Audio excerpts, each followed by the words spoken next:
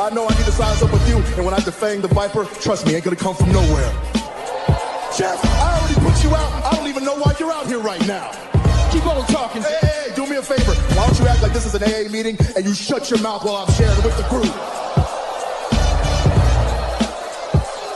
And Mustafa, you out here, a boy among men. And I'm gonna tell you what, you got lucky at the Rumble, so I know you're gonna come out here and run your mouth about how bad you are. But let me give you a little bit of a reality check. You see, Mustafa, you said that my eyes don't lie. Well, your eyes don't lie either, because last week, they were closed real tight when I put your simple ass to sleep.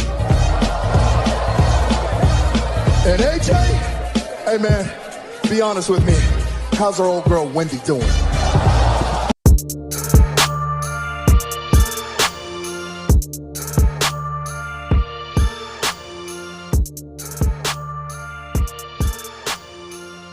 Welcome back to the Clark Street Wrestling Podcast. It's me, Hafeez, and with me as always is Devin, and we are about to go over this week's worth of wrestling, talking all things AEW, WWE, a little bit of NXT in there as well. But definitely, sadly, we got to talk about these releases that happened this week. I'm not going to bury the lead there. It was a sad week for a lot of us wrestling fans, seeing some big names getting let go from WWE in this quote-unquote cost-cutting, budget cuts move.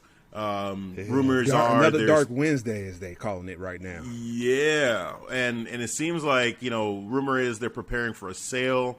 We don't know to who, but they're slimming down, so potentially looking to sell the company. So we'll talk a little bit about that. But let's just get into these releases and these names. Okay, so Devin, you got the names pulled up there. We just went over them real quick, but why don't you read off those names for us? Yeah, man. So here are the names right now. We got Lana, Ruby Riott, Santana Garrett, Aleister Black, Buddy Murphy, and here's the big one right here. This is the shocker.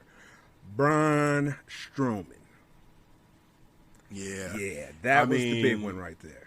I was shocked by that. So and now having some time, because it's been a little bit now since a few days. These names came out, had some time to process it.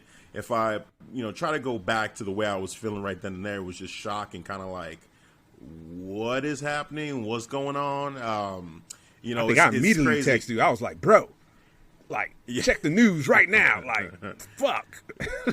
It's crazy because I had gotten my second vaccine shot and, was feeling a little tired and under the weather. Yeah. And, seeing it, I was kind of like in and out of sleep. And I'm like, is this real? Like, what am I seeing right now? And I really didn't have any words when it first came out. I was just like, wow, just sad and shameful, and I just felt upset, but I think mostly just sad for all of them, for all six of them. I mean, Braun Strowman is the biggest name for sure, but thinking about like Ruby Riott and how much promise she had, and never really getting to be fully explored as a character. I don't think she ever got a fair shot, man. No, I mean, even in NXT, I would say that in NXT that was probably the best of her. And then the beginning in WWE with the Riot Squad, at the very beginning, that was good too. But they never quite let them just be the best version of themselves. And then they had recently the moment at WrestleMania where they seemed to be that team that was going through the gauntlet and became a crowd favorite a little bit. But that gauntlet match was kind of a mess. And, they had a match on SmackDown, I believe, against the tag team champions and lost. Yeah. And then now done. Just Ruby's gone. So that sucks. Lana, I mean, talk about 9 times she went through tables. Sacrifice. Then only to get released. But she went through 9 tables. Yep. The title shot that was supposed to go to her went to Charlotte. It did. Then she's at WrestleMania. They don't win the tag team titles. Nope. She's in the tag team with Naomi. They keep teasing it.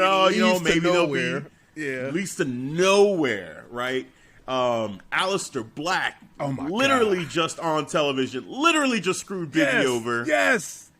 And you know what? I was digging the new Dark Father persona. He was putting it out there, and come to find out, he he was on Twitch explaining his release and how that was his brainchild and how Vince McMahon loved that idea and how they were just going, forward with this, and just to see it just kaput.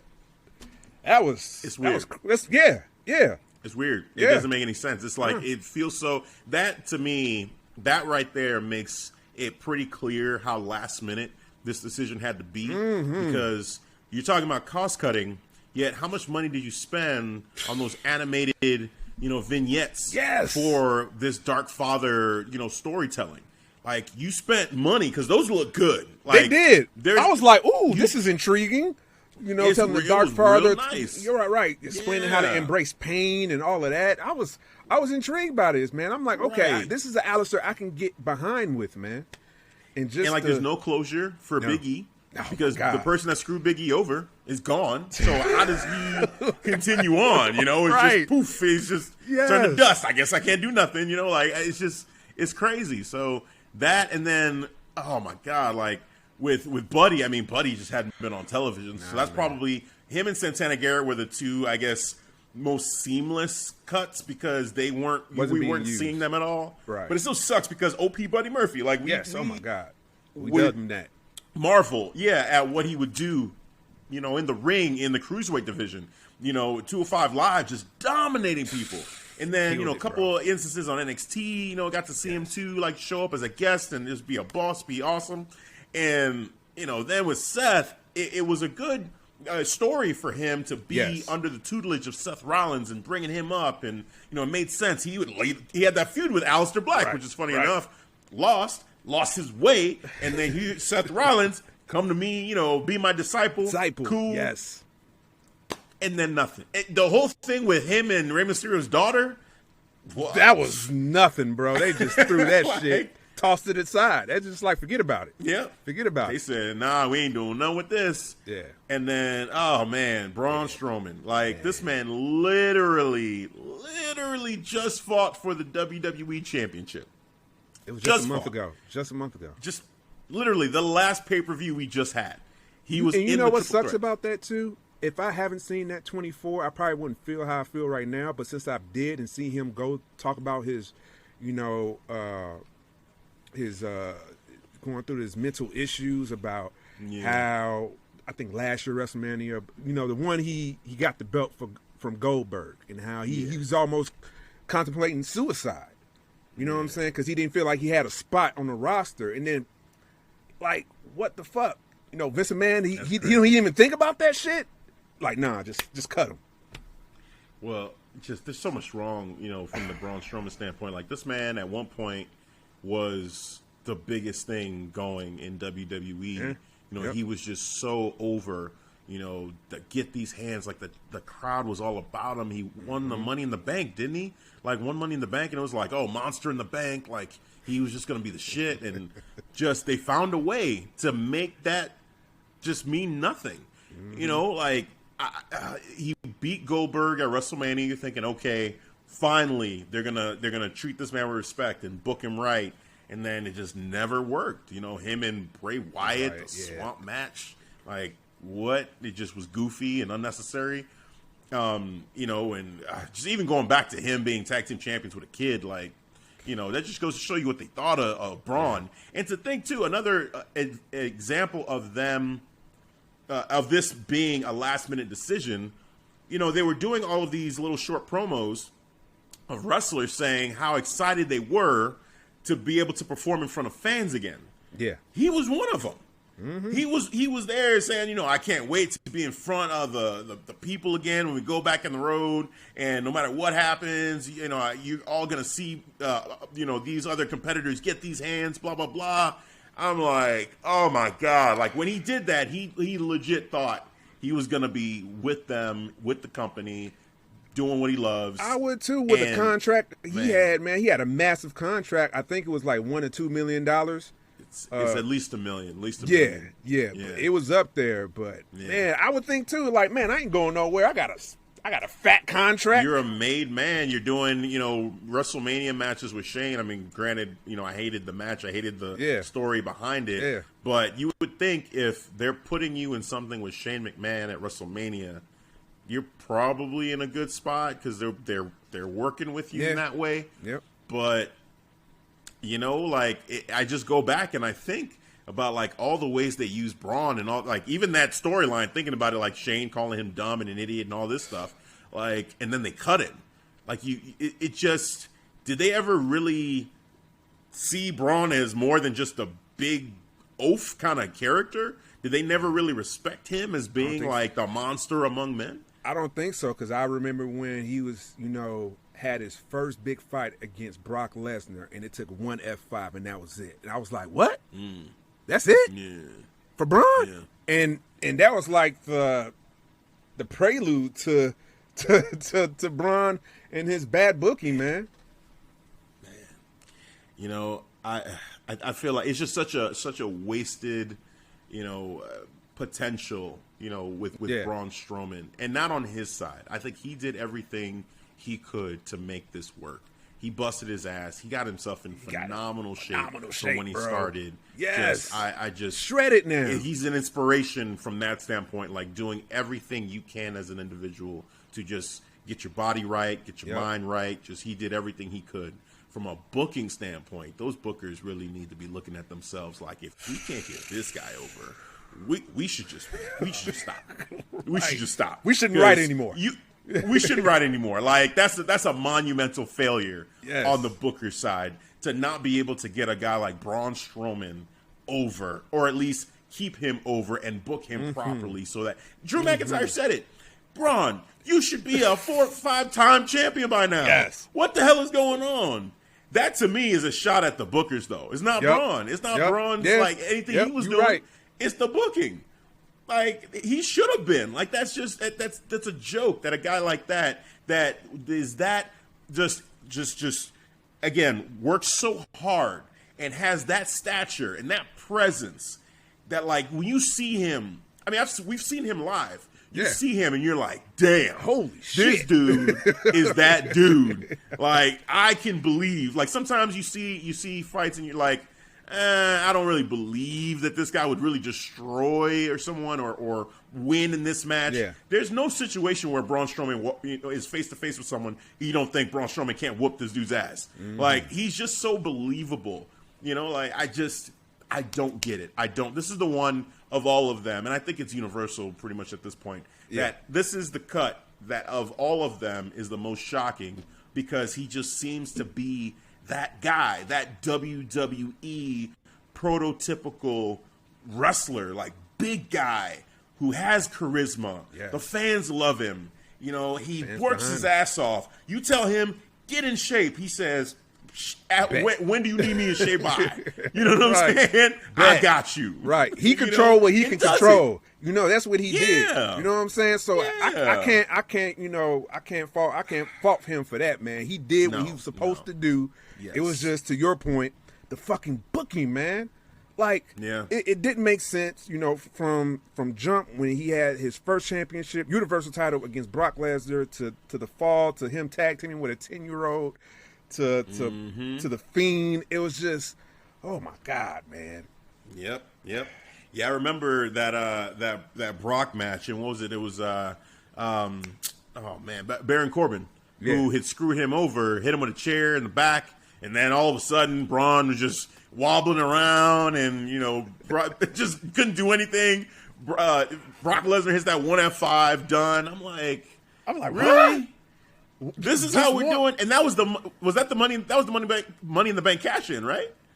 Yeah, he told Brock he was gonna cash in versus just cashing in. Just unbelievable.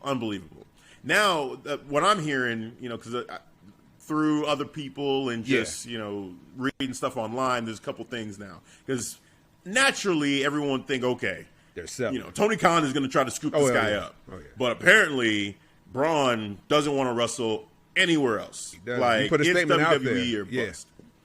Yeah. So what was the statement? What did you see? Because I'm more curious. I've heard it from other people, but what statement did you see?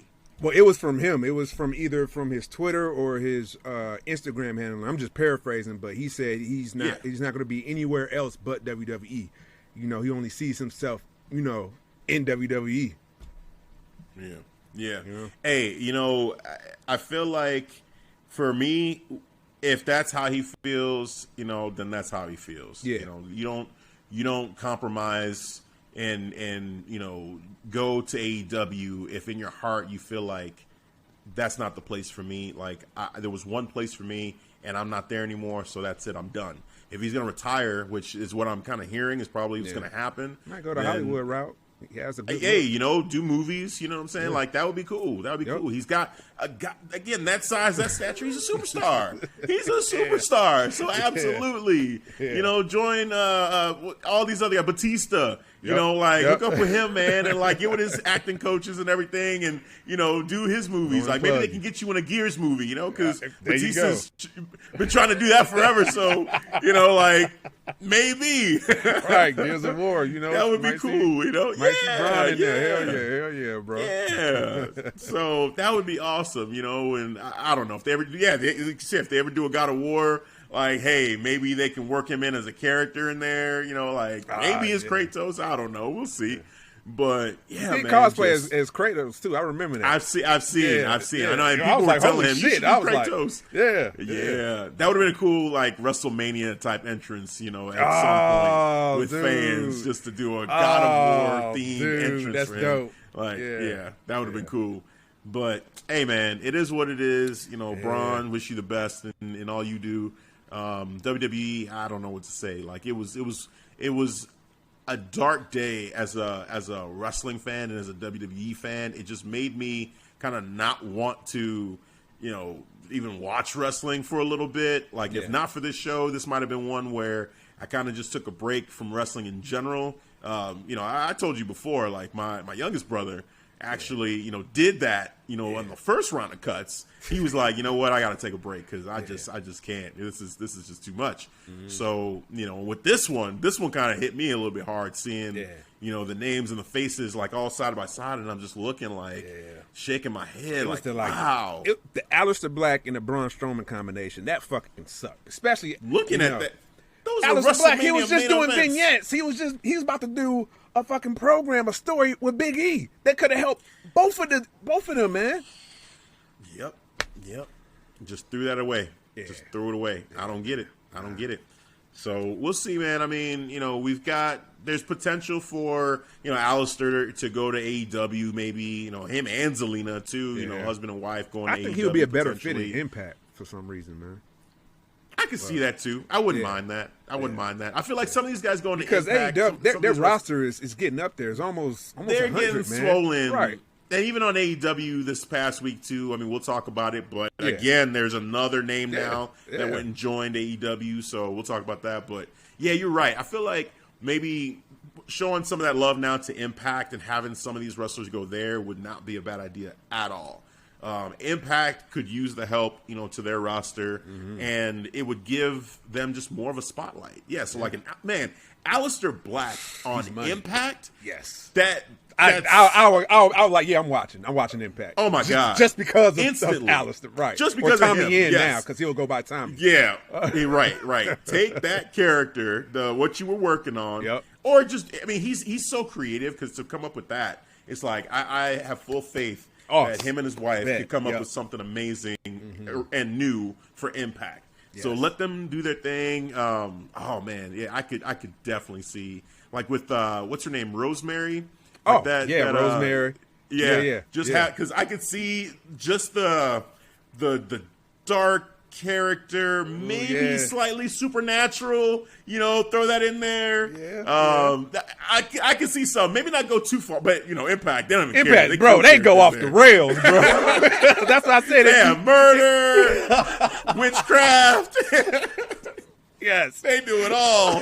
So who knows, man? At that point, I'll be flying, across the. He's over there. No, he's over there. No, he's over there. Oh man. So who knows, man? Who knows? But I like that. I like that call for Impact for Aleister. That'd actually be pretty cool. All right, so let's get into some quick hits for WWE. Full disclosure, this week's Raw, I didn't get to see it live, and then I was gonna wait to see it, and I saw parts. But ultimately, I missed who watches Raw live anymore? Like, Can't do it. I 3 wouldn't hours expect of you that? to watch No. it live. Like, right. You don't got to put a full disclosure. Show. People just already probably just know you ain't watching it live. Dude, it's the longest show and it's the worst show. Just 3 fucking release the third hours. hour, man. You doing all those releases, man. Release the goddamn third hour. Shit. Release the third hour. Talk about budget cuts. Right. You know what? That makes a ton of sense, actually. That does. If you really want your budget cuts, release that third hour. You don't need it. Hour. You Right. don't need it. You wasting millions on bullshit right now with that third hour. That third You fucking done hour, with man. Get rid of it. Release it. Released. Yes. That one, I think all wrestling fans would be like, yes. We applaud that release. Shit. Instead of cutting actually good talent, that would just release that. Damn. But yeah, just the only thing really to talk about on Raw, one, were those sick New Day Power Rangers themed attire. The drip was Green Ranger, the White Ranger. Takes me back. It takes me back. Yes. Perfect. If you so was Big E, Yeah, I go gotta ahead. ask you, Yeah. if Big E were a part of that, what color Ranger would you want him to be? Well, if you're gonna do, Because we got the green and we got the white. then you got to do red. You got to do the red Zeo because it's See. Tommy. If you're gonna stick with the Tommy theme, White Ranger, Green Ranger, then you got to do the white. I mean, you got to do the red Zeo Ranger. See, okay, so for me, now the newer ones, I'm not as up on. So I do apologize if there's some sick, newer one that's out there. Yeah. But, right, so the Green Ranger, right? Yep. The White Ranger with Yep. was it the Tiger Zord? The Tiger Was it with Zord, the White yep, Ranger? yep, White okay. Ranger, yep. For me, it would have been the Gold Ranger. Gold Ranger. Because you don't remember the gold one with the black? The black with the gold trim? yeah. Gold Zeo Ranger, right? Oh man, I don't think it was Zeo. I don't know if it was Zeo. Who the But it was so the original Red Ranger, Jason. Yeah. Oh, that was He was Zeo. gone for a That while. was Zeo. Then he came Was that back as the Zeo? Gold Okay, Ranger. okay, Yep, that was okay. Zeo. There you go. That's There it. you I know my Power Ranger, sir. There you go. You want to quiz me? You know what I'm saying? Quiz me on Nice. Power Rangers. I got that. Nice. But that for me, in terms of look, like I always thought. I mean, number one all time Green Ranger. Number Yeah. one. Oh, hell and then Tommy is my guy. So Yes. when he became White Ranger, I'm like, all right, cool, down, I'm in. Yeah. But the only non-Tommy Ranger that I was like, hey, this one I like it, was that Gold Ranger. I like that Gold Ranger. So the black with the gold trim, yes. So that would be me. If it was Big E, I would say, hey, Big E, take that one, the Gold Ranger. I don't mind the red. That's not a bad call. But I always thought, red. I think of Jason, like that was like the lame version of Jason. I'm sorry. Like Jason in the beginning was like The Red Ranger? The red, nah, I never really got down with Jason. Bro, he was the leader of the crew, bro. Nah, he was the leader. He was He overrated. always like Tyrannosaurus, always with that aggressive. Overrated. Tyrannosaurus. That's why when Tommy came, he took over. Tommy came and no one gave a shit about the Red Ranger anymore. It's all about the Green Ranger. Because he whooped everybody's ass when he came in. He came in as the evil Ranger and he whooped everybody's ass. Bro, he came in when in the Megazord. He was like, it's time to introduce the Green Ranger. Jumped up in the Megazord, whooped everybody's ass, kicked their ass out the Megazord, and proceeded to whoop their ass some more. And did that like Kamehameha move on their ass too. I was like, bro. Dude. I'm telling you. Look, I was a fan of Power Rangers, and overall, in general, as a team, I'm like, I like them. But it wasn't until the Green Ranger showed up that it got real. That it was like, hey, this shit right here, okay. So he made him relevant. Because the Red Ranger, because you know what? Because after school, if you was in the 90s, there was no such thing as a DVR. You had to, as soon as after school, you racing home so you could watch Power Rangers because that saga kicked off Monday and it ended Friday. It was a 5-part miniseries of the Green Ranger, and you was just like this. Like, what the fuck is about to happen, bro? Absolutely. I actually, this is really dating ourselves a little bit, but I would record, not only would I race back home, but I would record on VHS all the episodes so that I could rewatch it afterwards. Like, that's what I would do. Like, I would literally do that. Set it up, boom. And I got good with it. I was able to, after a while, I figured out how to do the timer so I could time it so that I wouldn't even have to be there. Because sometimes even with like Saturday morning cartoons, some of them be super early and I wouldn't wake up on time. So I'm like, all right, let me let it record, like set up the timer, let it record. When I wake up, I would check, did it record? Did it work? Did it work? It did? Yes. So then I could go back and watch everything that I missed when I was asleep. Oh man, yeah. But see, I tried, but I got my ass whooped because I re-recorded over my dad's tape that he his jazz or his Stepping at Club 7 or whatever that show back in the day. And I re-recorded shit. I got my ass whooped, so I had no blank tapes to record, shows I wanted on my VCR. Oh no, my folks, man, they hooked it up. They hooked it up. They made sure that I had the tapes. Me and my brother, we had the tapes. We made sure. Family took care of us. Thank you, Mom and Dad, for that. They hooked it up. They did.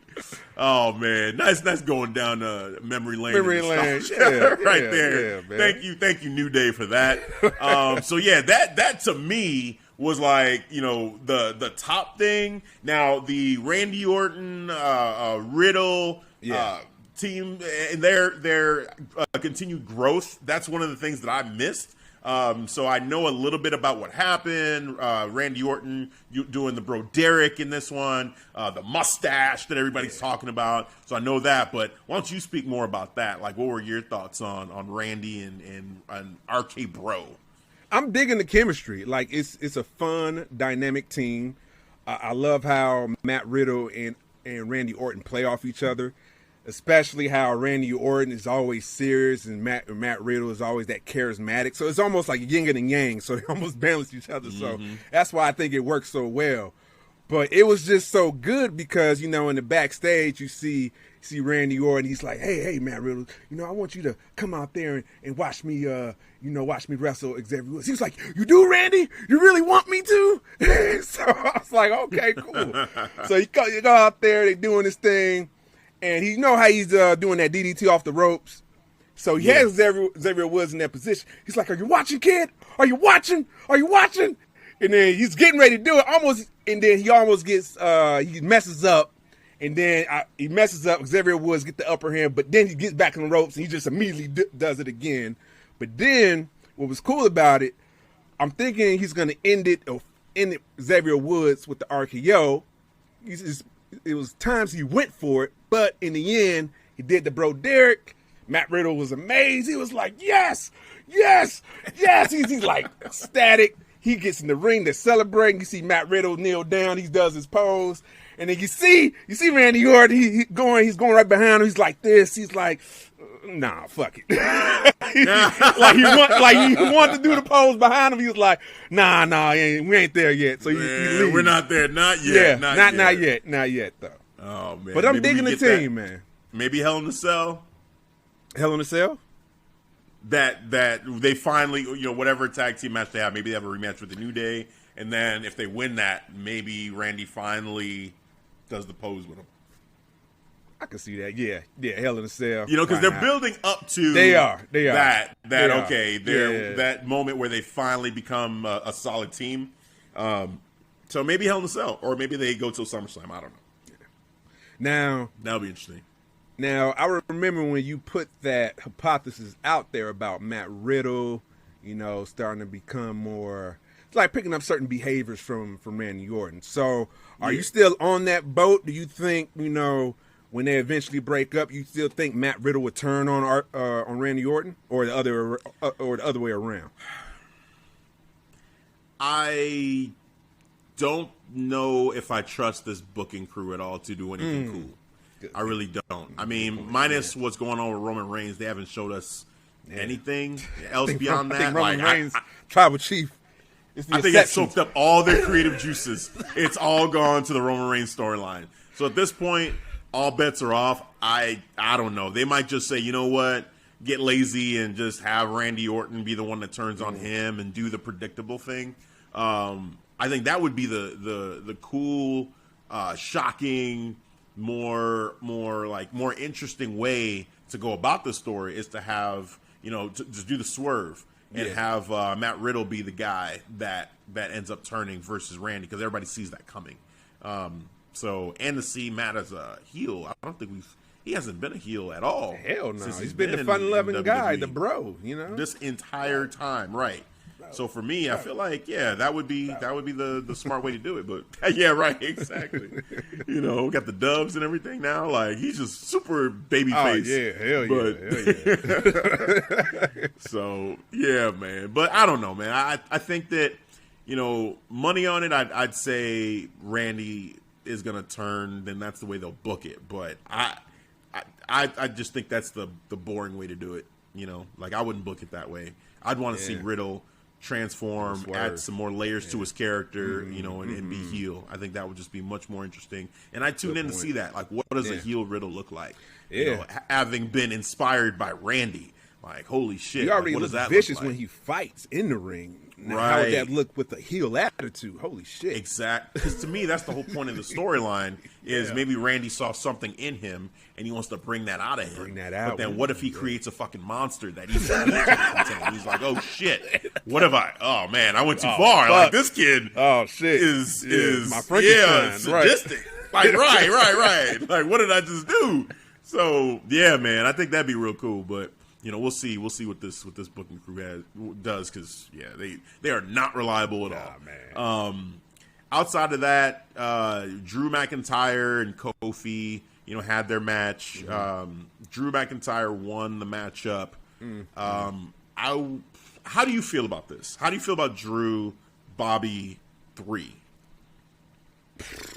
Drew Bobby 2, really, because 1-on-1, but we just saw, the triple threat. So I'm counting that one in the trilogy, of matches. When Kofi came back and, basically had that hell of a rebuttal for Drew about him, all right, I did something you couldn't do. I pinned Bobby.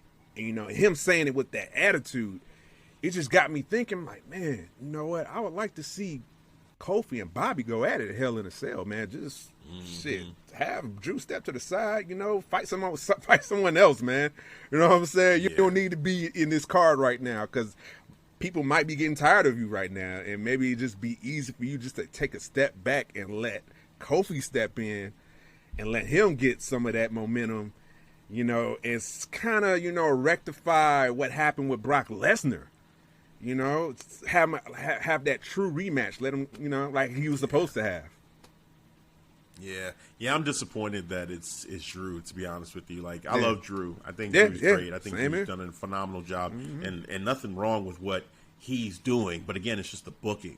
Like you are making Drew get repetitive, and it's I don't want to say he's going to start to get go away heat, but if he keeps getting put in this spot over everybody, I'm sorry, it's going to get to that point where people are just not going to want to see him. Like, oh, it's too much of it. It's like John Cena, when John Cena was always in the main event. He's always the one fighting for the title. Yes. Yeah, Roman was the same thing. That top babyface, if it's always one guy who's always getting those shots, and we're not, it's not Stone Cold, or The Rock, who's just so ridiculously charismatic. Yes. It's not going to work. People are just going to get over it. It's going to feel tired and stale. And I feel like that's where Drew is going. Like this writing team does not know any other way to do this but what we're seeing right now. To just continue to force feed us the same old shit. And like the Kofi thing was right there in front of him. Yes. Just give Kofi another opportunity to be able to right the wrongs from Brock Lesnar that still, like, to this day, he has not Drew gotten... to step to the side, like, you need to step your ass to the side and let me... I was like, yes! If the crowd was... If a loud crowd was there, they would have popped for Kofi when he said that. They would have popped for Kofi. They would have. That matchup, Drew would have gotten booed. Oh! That one-on-one matchup, Drew would have gotten booed. Yes. Heavily. Just because Kofi, everyone would have wanted Kofi to win that match. Exactly. So now going into this, like, oh my God, that Hell in a Cell matchup with a crowd would just, it might get like the boring chance. I don't know if people would really be into it just because we could have had, thinking about what we could have had with Kofi and Bobby and Kofi being that like underdog babyface, memories of Kofi Mania being there, and you can still have Bobby beat him. Bobby can still win that matchup. Yes. It would be fine. But at least give us something different that we haven't seen. And in the process, you're giving Kofi Kingston another opportunity in that main event spotlight. and in a Hell in a Cell with Bobby Lashley. Like, oh my God. Just, they didn't see it. They didn't see it. And now they're just giving us the same old shit. And there's no good ending to this matchup. If Bobby wins, then Drew just lost again. And now what do you do with Drew? You know? Like, you can't just give him another shot after this. No, you go to the back of the line. Exactly, back sir. of the line with you. Back of the line, sir. Just like over that back of the line. Back of the line. I don't want to hear it. It's done. No done. Title shots for a while. Like, you got to go win the Rumble. You Right. got to wait till the Rumble. Exactly. Matter of fact, go against Sheamus. Go for the United States title, man. Go and do something. I'm saying that might be what it comes to. Right. That might really be what it comes to. Shit. So that's it. You know, like, and if Drew wins, it's like, oh, wait, bro, what? Oh, nuclear What? heat. Nuclear heat That's is what I'm coming. saying. If he beats, It's coming, bro. And I can't defend that. You know what I'm saying? no, Drew is our boy. I'm gonna step back. I'm like, bro, I'm going to step to Sorry. the side on this one. Sorry, Sir. you got to take this one. Right. I'm gonna just sit back and watch. Right. Reading Twitter, reading all the posts. Shit. Like, yep. We said it. You heard it here first on Clarkson Wrestling. If you would have listened to us, you would have known this was coming. Yes. Man. So yeah, there's no good that can come out of this. This was a bad idea, and it's probably gonna be the main event. So that's what we got to look forward to is this matchup here, man. It won't be the main event. Tribal Chief. Or Well, he doesn't have a match. He don't? Well, maybe it'll be the Usos. That's what I'm. But they're But gonna. we'll break that down later, though. We'll talk about it. We'll talk about it. Yeah. We'll talk. Actually, that's actually a great transition. Let's Let's do it now. Yeah, we're done with Raw. I'm Fuck done it. talking about Yes. Raw. So let's talk about SmackDown. Yes. Talk Done about with Raw. Right. So, SmackDown. SmackDown. So SmackDown, you know what time it is. It's the Tribal Chief show. It's Roman Reigns show. That is the reason why I tune into SmackDown. The rest of SmackDown, you know, it's slightly better than Raw, but Every time you open a show and you hear this,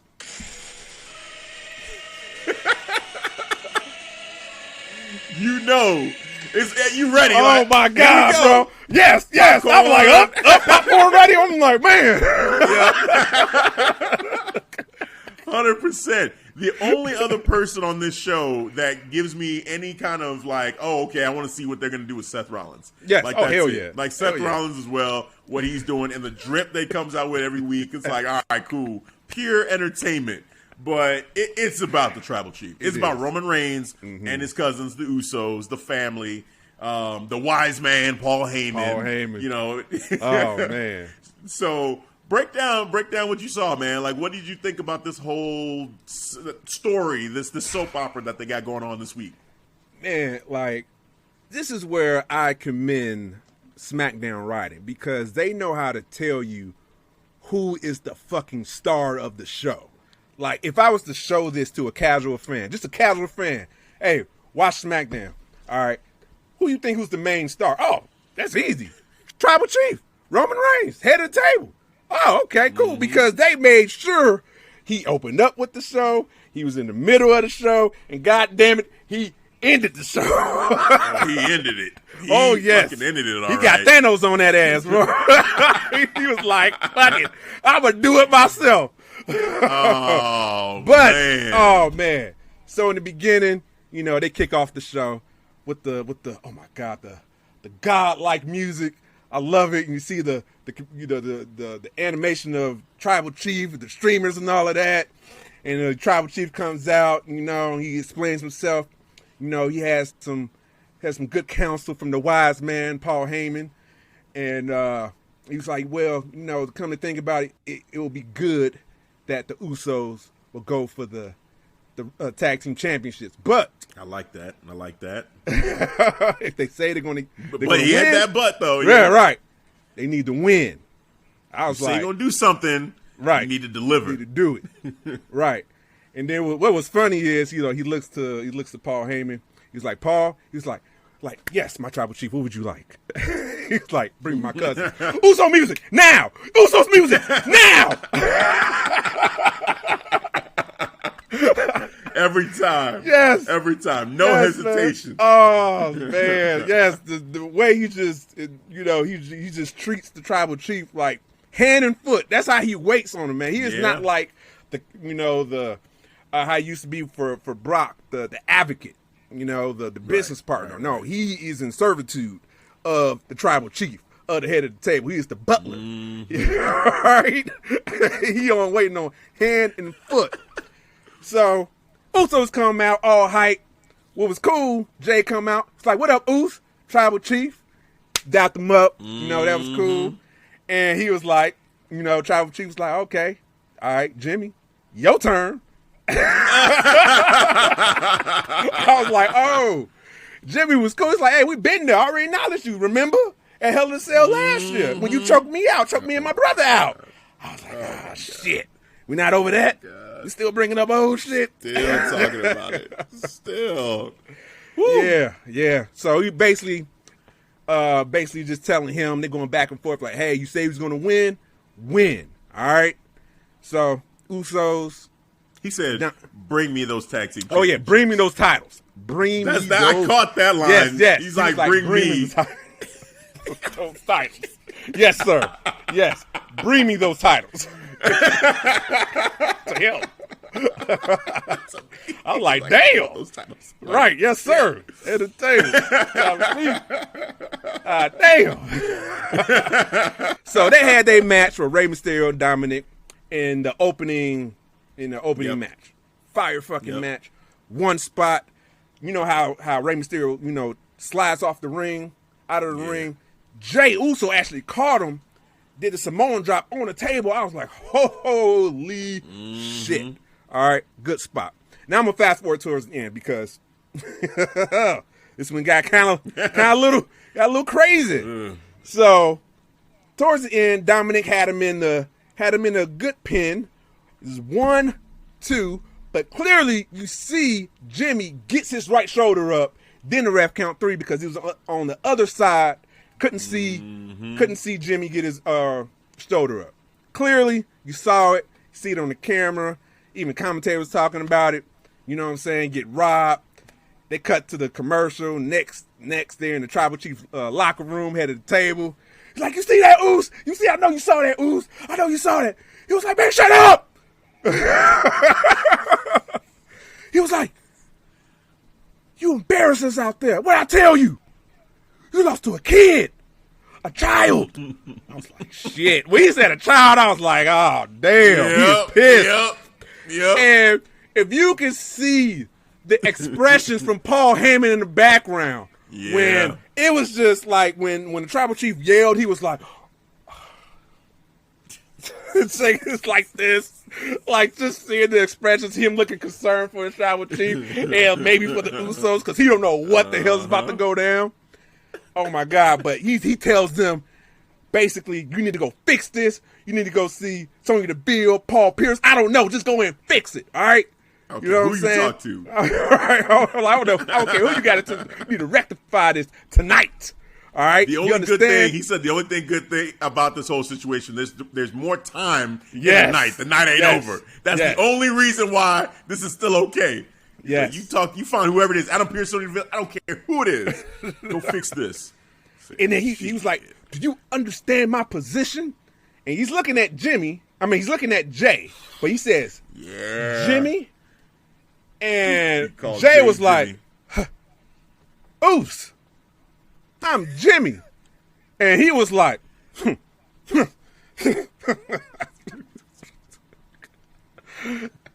way you guys are losing doesn't really matter." I was like, "Oh, shit!" Checkmate. Found him. Yeah, I said, "Wow." At first, I was like, "Did he just botch? Like, did he just call him by?" But then, so I was like, "Oh shit!" He was making a point. As soon as he kind of hesitated and he looked at him, I was like, "Oh fuck."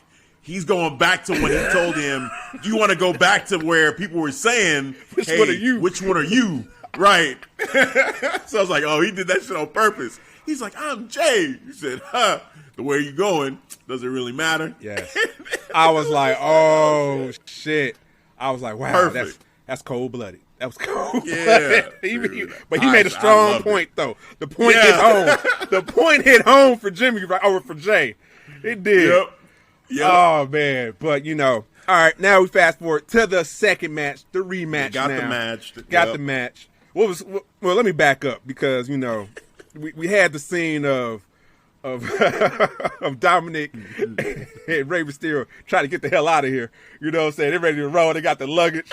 And Paul Pierce, I'm like, whoa, where you going? Hold up. We looked at the tape. Hey, we got to run it back. And Rey was like, what? Are you serious? And Dominic was like, hey, we got this. And I was kind of confused. I'm like, why is Dominic acting more of a man than Rey right now? Why is the son stepping up? But okay, all right, All right, so we get the rematch. We're in the final match.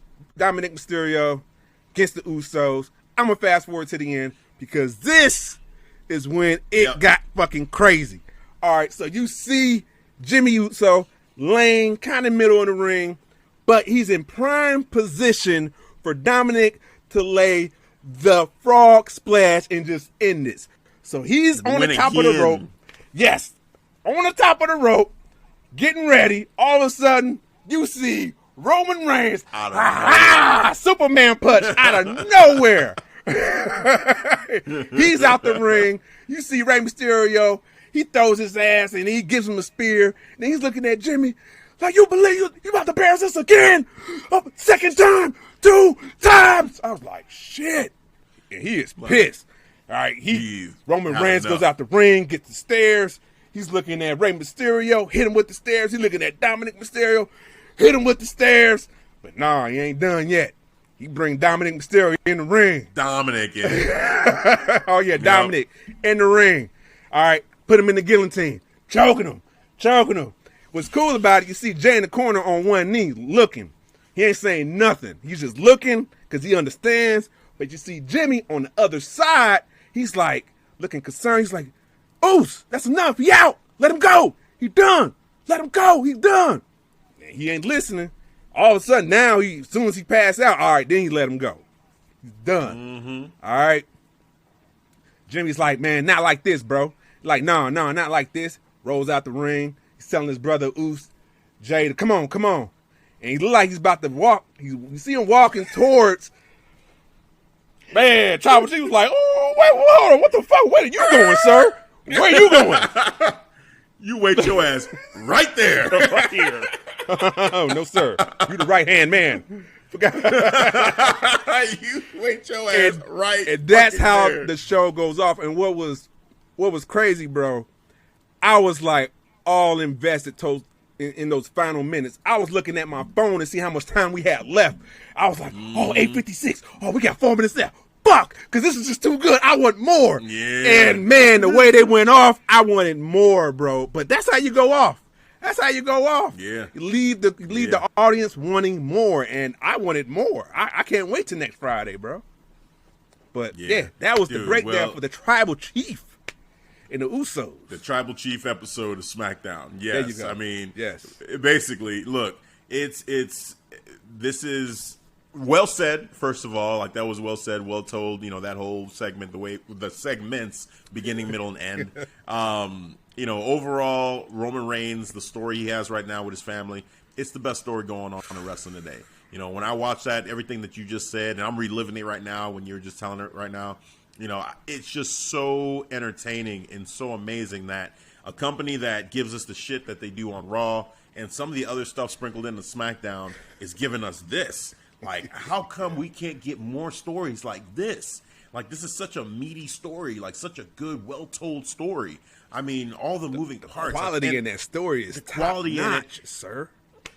Dude, and the players, like the Usos and Roman Reigns, they are fully invested in their characters. They are giving just great, just emotionally driven performances. Yes. Roman Reigns with his anger, just you can feel it from him oozing in his eyes. Yes. You can see it in a way that we've never seen this from Roman before. Like, I can remember when Roman and Triple H were supposed to have that, or they did have that Mania matchup against each other. And I felt like one big point of that matchup, one big point of that feud was to try to get Roman to be more of a savage, more vicious. Because Triple H, Cerebral Assassin, can do this. You know, he's like, what Roman is doing right now, Triple H had that in him too. You know, it could be savage, could go in and just beat the shit out of everybody and just say, look, this is how I do business. You know, but Roman, you know, at that time, I feel like, you know, still trying to be the baby face and just didn't let it loose. And now as a heel, you see him letting it loose and going, now in my opinion, to an even higher level than even Triple H ever did as a heel. Like, and this is a guy that's on my Mount Rushmore, you know, of wrestling. And I'm telling you, like, just straight up, watching Roman Reigns in this episode, you know, I'm looking at it and I'm like, damn, as a heel in WWE, this is one of the best performances, one of the most intimidating characters. And I feel it, I believe it, and it's so personal for him because it's family, it's a Samoan heritage, the tribal chief, like all of that. I watch this and I say, we're witnessing something right now that, you know, later on down the road, a couple years from now, people are still going to be talking about this time period. Like, this is going to be one of those classic moments. So let's all just enjoy what we're seeing right now, really take it in, because this is special.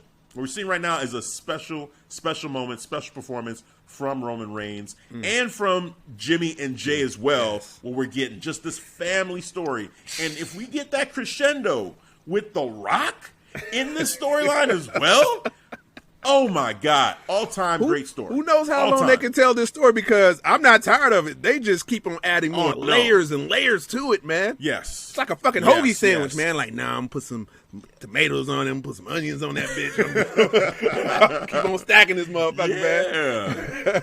Dude. And just the family, too. There's so many more members of the family that they can bring in. I mean, Jimmy's wife, Naomi, bring her in this. What about Tamina? What about Nia? You know, like, just, oh, man. It just, even I remember seeing an interview with Jay when he's like, yeah, we've got other cousins and other family members that are primed and ready to go. And he's like, you know, hyping them up too. I'm like, man, this could be something, this is something special already.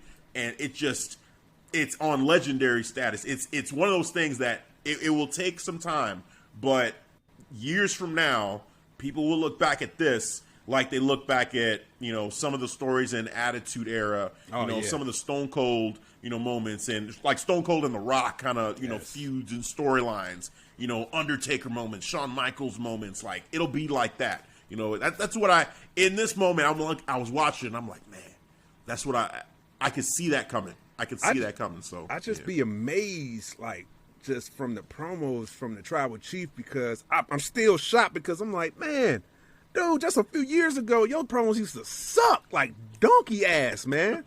Like, it used to be fucking trash. Even just John Cena got in there, right? Cena. Oh my God, he tore his ass up. It's a promo, kid. You're gonna have to learn how to do this. Are you now? Look at him. Are you little bitch? Bitch. Bitch. Like, what? What? That's all you got? Telling you, man. My man got nuggets now. He got gems. He got bars. So you saw what he did to his cousin. Dude, it's going to be real interesting to see this play out when they go back on the road. Like, with crowds, you know, chiming in. I want to see Roman going after the people in the crowd. Oh, my God. And just being like, you motherfuckers. Like, this is for you. Yes. You know what I'm saying? Like, just giving it to him. Oh, man. I cannot wait when, you know, if this happens for SummerSlam, you know. By the way, SummerSlam is set for August 21st, which is a Saturday in Vegas. So first time we're going to have a Saturday? Saturday, yes, sir. Saturday. And we got the fight. I think we got the Pacquiao fight on Sunday, I believe, too. So Vegas is going to be yes. Yeah. Okay. So man. I wonder what went into that decision making for Saturday versus Sunday for WWE. I don't know, SummerSlam. That's interesting. Okay. Bro. Yeah, it's going to be one. It's going to be one. That SummerSlam is going to be huge because, you know, you talked about it here, the John Cena rumors, you know, potentially, like, that would be huge. I would love to see that. Brock coming back potentially. Bobby. Just yeah. Well, he is back huge. on the active roster now. You know, on the WWE website. If you go there, he's the active roster. So anytime he could show up on Raw, anytime. Yep. Prepare yourselves. Yep. Here comes the pain. Which, oh man. So we're all talking about Bobby. You know, Bobby and Brock. But what is Paul Heyman gonna do when Brock Lesnar comes back? And how Brock and Roman, I think, really would be. It would be a hell of a matchup. Like, what if they did Brock versus Roman at SummerSlam? Well, yeah, because you could, you know what? Because you could do Cena versus Bobby, because Bobby, they do have that history. I think 2007 when they had that match that Bobby should have went over. Bobby should have won that one. He should have won that one. So we could flip it like that. Hey, it could happen. Now that I think about it. Yeah. So either way, but I want the juicier story with Cena, and because the promos.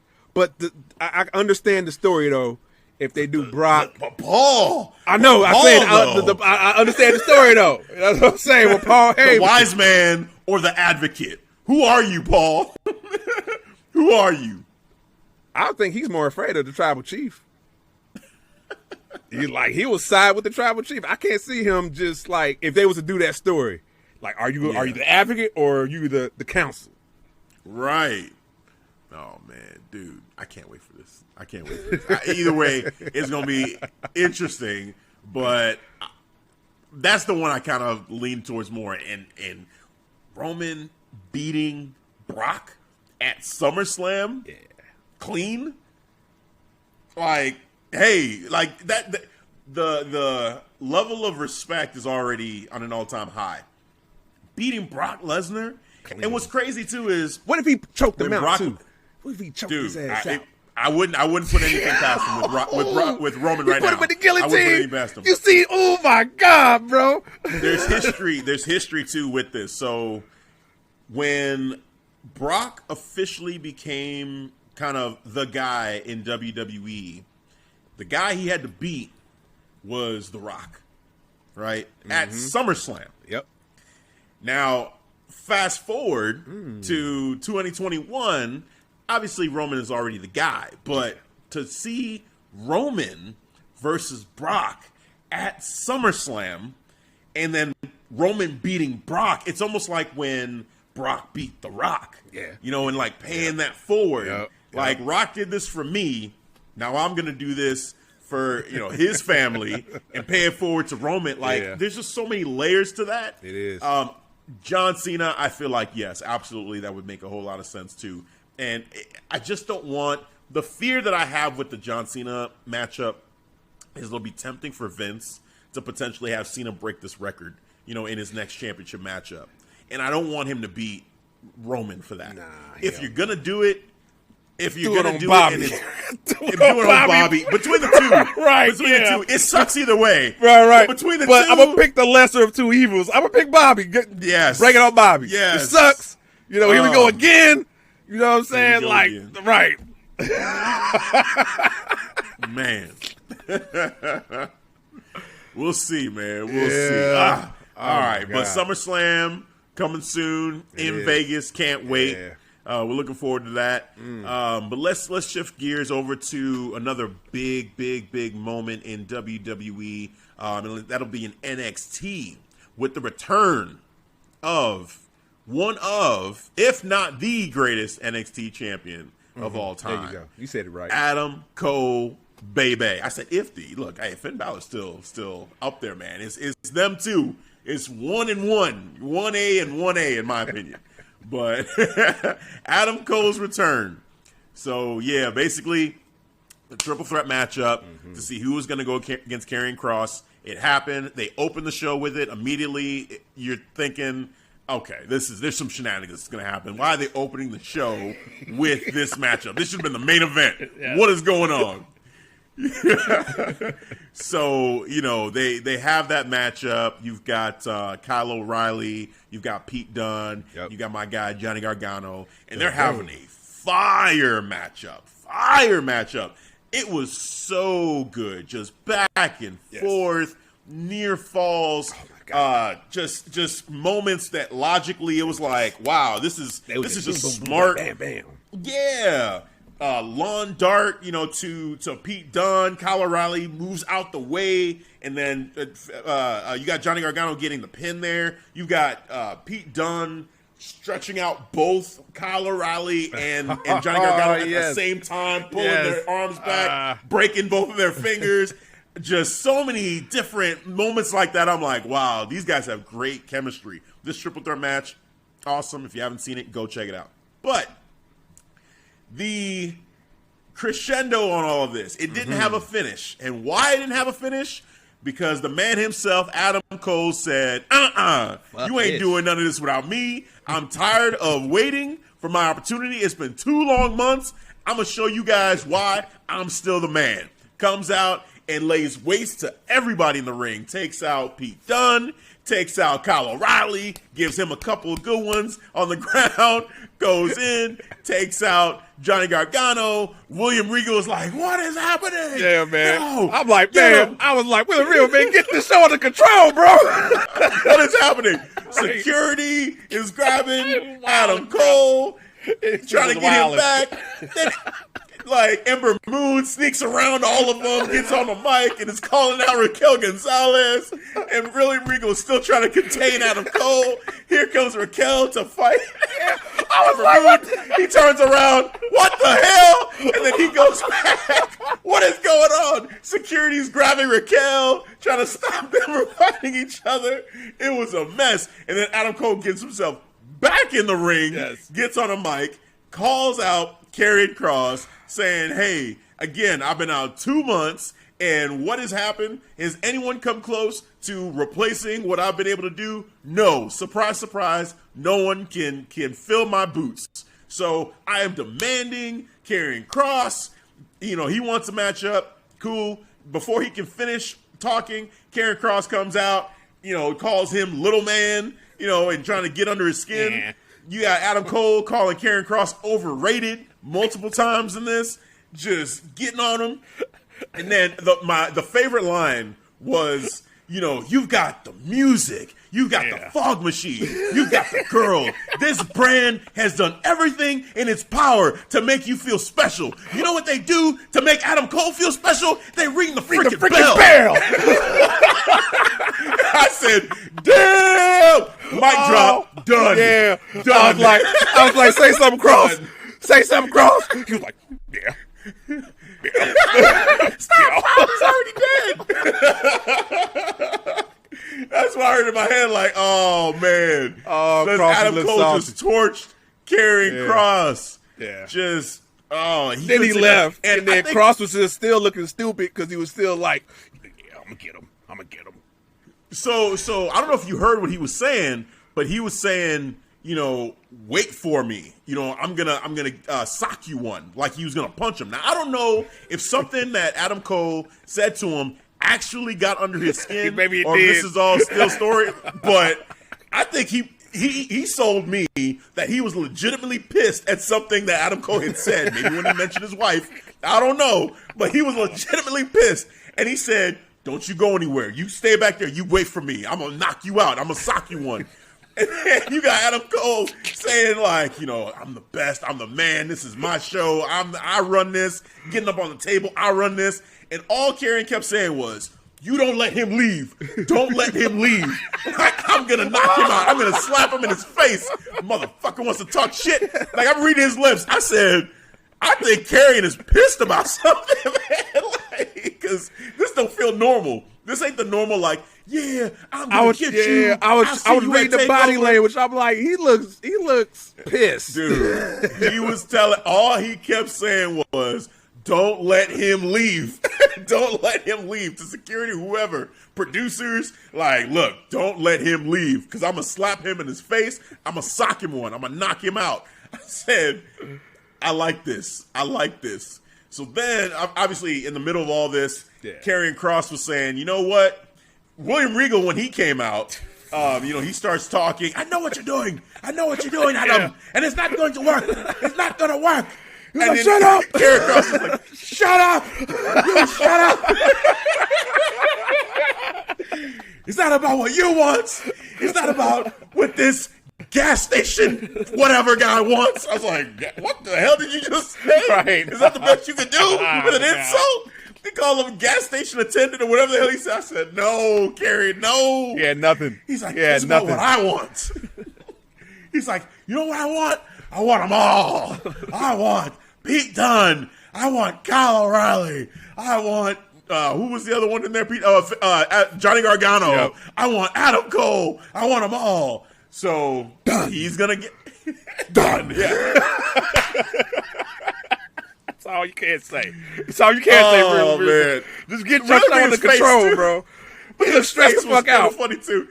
He shut the fuck up. But also too, when he said all those names and he said, I want them all, in the background you see William Regal. He's like, okay. Like he's just saying, he's running in his head. He's like, that is a fire ass match. Yeah. I kind of want to see that too. Right, man. Done.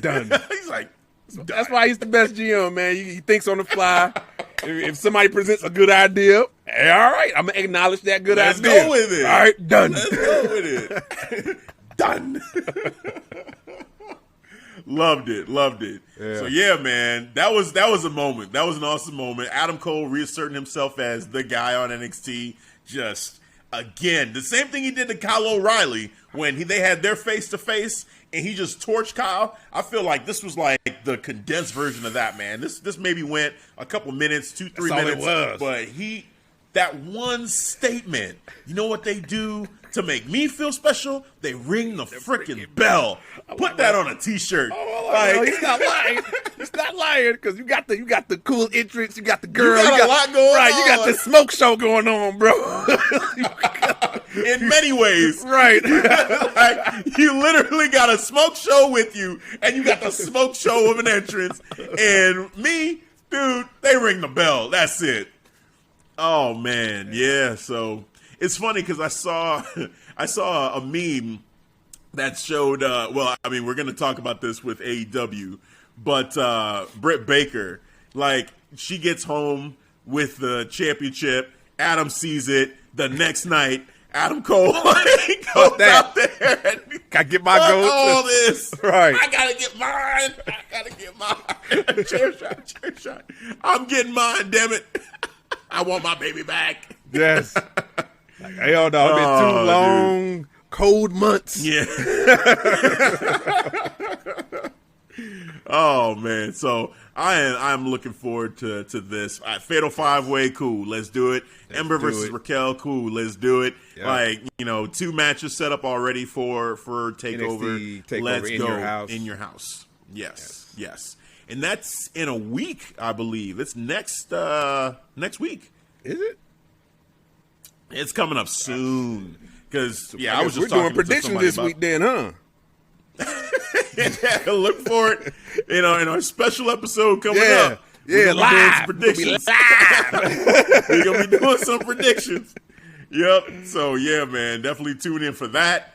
And just rest of NXT. I mean, basically, that was to me. You're right. That's next week, 13th, bro. See? So hey, man, predictions coming next week. That's gonna be fun. That's gonna be a lot of fun. I can't wait for that. 2 matches in the books. The rest of them still developing based off what we saw this week, but those 2 matches definitely are going to be the highlight for me for sure so far with everything going on. All right, let's switch gears to AEW. Yes, Double or Nothing. And big shout out to AEW All Out. Will be back in Chicago September 5th. Oh yes, Sunday. Yes, I was so happy to see that announcement, to get it official at Double or Nothing. That was cool because you had reached out and said, that it was posted up, but I couldn't find it anywhere after you sent me that screenshot. Yeah. So I'm like, okay, when were they going to make this official? And then they did it at Double or Nothing. So that's awesome. So looking forward to that, being back in the Shy. Right. Get your tickets. Get ready. Yeah. I will be there. My acknowledge me shirt. I got everyone in leave, but believe me, I will come there with my tribal chief. I want all the hate too. Say it. Just all the AEW hate. All the hate. Right. All the AEW marks. Look at you marks over there getting pissed off because I got my tribal chief shirt on. I don't give a fuck. Dude, at Double or Nothing, I saw people in like Stone Cold shirts, like all sorts of WWE shirts, so it's okay. There was NWO shirts there. There you go. Like, they got all sorts of shit on over there, so they better not. Like, they better relax. I might go with some, I need some Seth Rollins gear. I'm going to throw that on there, man. Really get him pissed off. There you go. Really piss him off. Oh, yeah, they hate Seth Rollins over there at the AEW. You know that. Yeah, you know what I'm saying? Like, I might just do it. Shit. She'll put some respect on his name. Yeah. But Double or Nothing. So let's get this out the way before we get into the recap. We had talked about over under on falling asleep during the show. Yes. So let's go ahead and talk about this. Before you do that, big shout outs to the Circle of Debate, Straight Talk Wrestling, Dirty Hills, and Jofo in the Ring for having me over for their lead of an extraordinary podcast. I was a guest over there. It was fun. We broke down Double or Nothing, so you can see our reviews over there. It was funny, hilarious, laugh out loud, good times. But man, I had a hell of a good time over there. So big shout out to all those guys, man. Absolutely. And a new nickname that I have, Don, I should say, the Tribal Chief of Podcasting. It is decided. All they're doing is inflating your ego, man. Jeez. They the acknowledge Tribal me. Chief of I'm not telling them to acknowledge me. They acknowledged me, sir. I'm not telling them. It's not my fault. Man, listeners, I apologize. I wasn't there to try to intervene in this, but it's happened. It's too late. Can't go back. Nope. It is what it is. Already got the shirt. We got the merch out there, too. Get the shirts. Oh, man. Hey, then they put out you guys, or whose idea was it for the right-hand co-host? Who was that your idea? Big shout out to Kyle, man. Over there, Joe Phone in the ring. He the one that suggested, now you just need to get your right-hand co-host. I was like, that's perfect. It is decided. I'm doing it. And there we go. Oh, I man. did it. And immediately, when I saw it, because again, recovering from, the after effects of this vaccine, the shot, I saw it and I'm saying, okay, the merch looks good, but is this insinuating that I'm the right-hand man, that I'm the Jey Uso in this?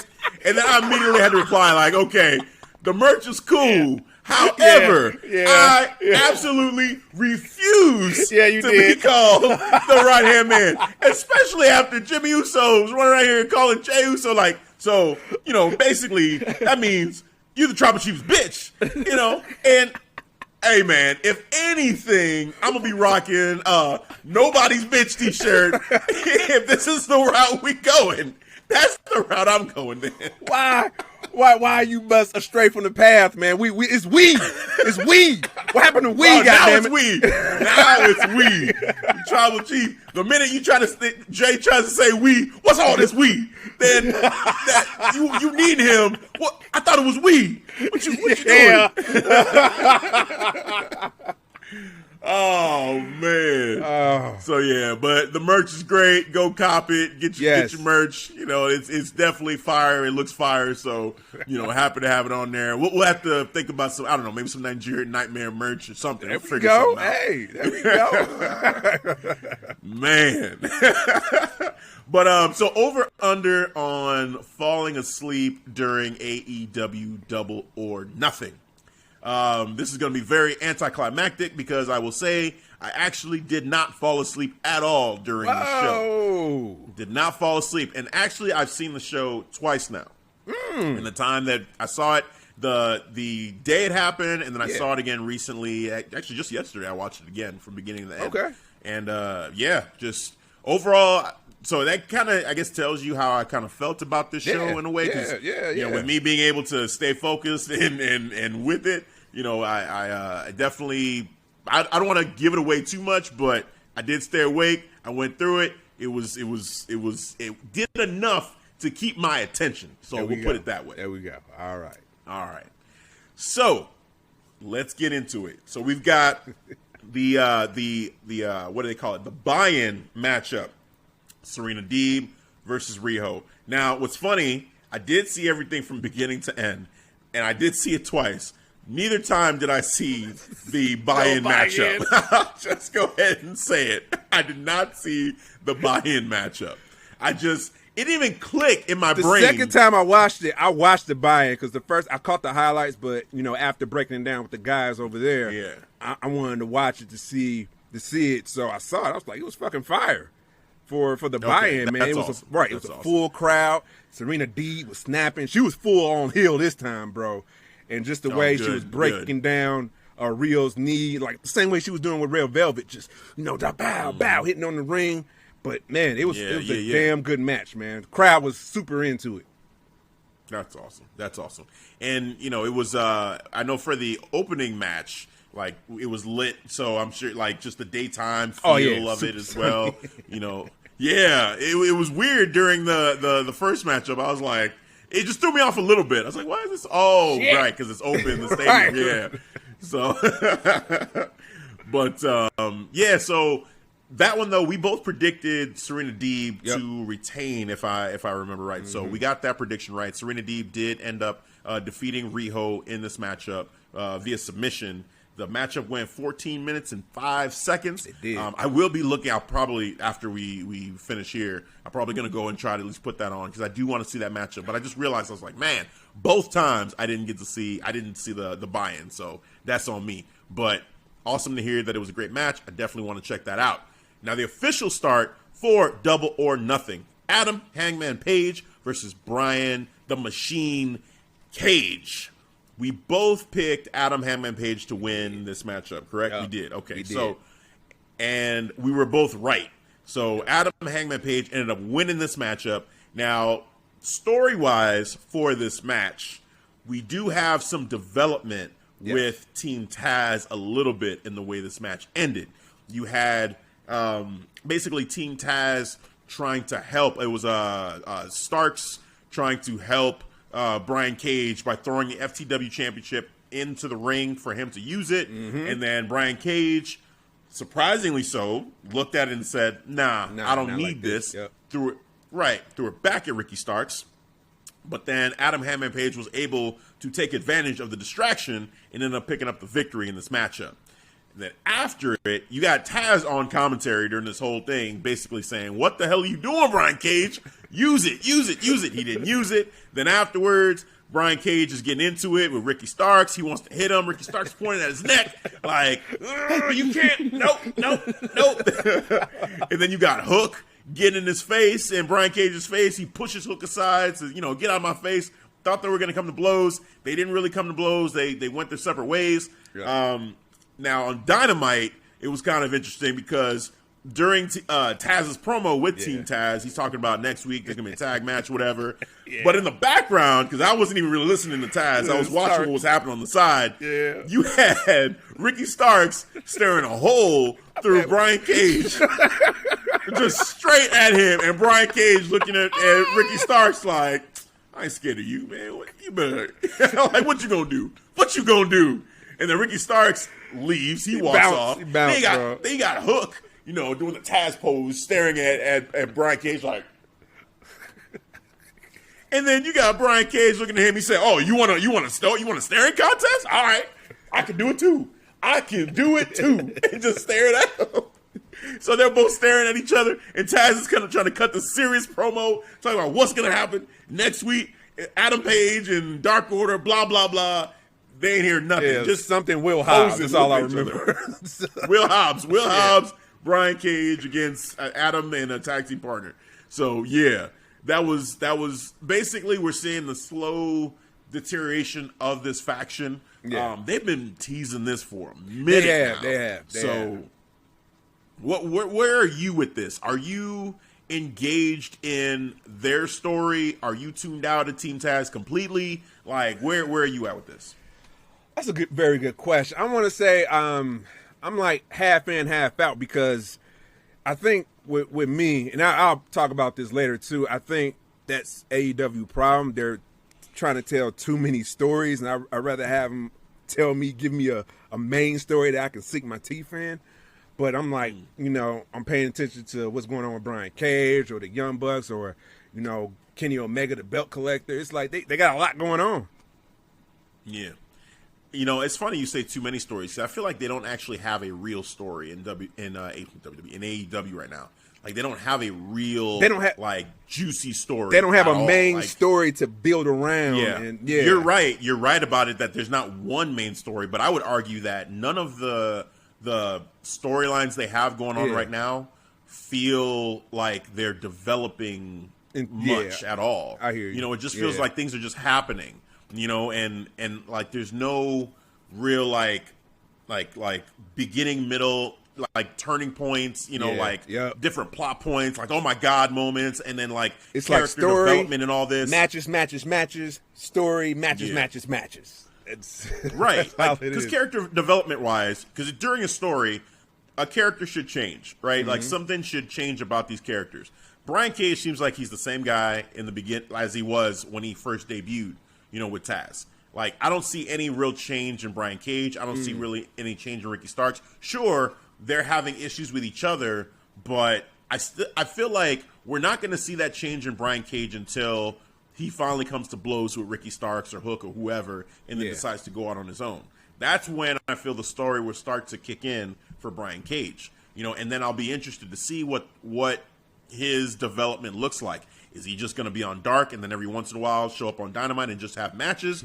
Or is he going to cut promos and actually tell a long-term story, him versus Ricky Starks, and then getting personal, you know, like talking about how it was working together, and then it's like this is your fault that it didn't work. No, it's your fault, and here's why, and really giving us facts to back up their positions. Like, I want them to go in depth with their relationship and really build that as a story versus just, you know, I'm passive-aggressively pissed at you. I'm passive-aggressively pissed at you.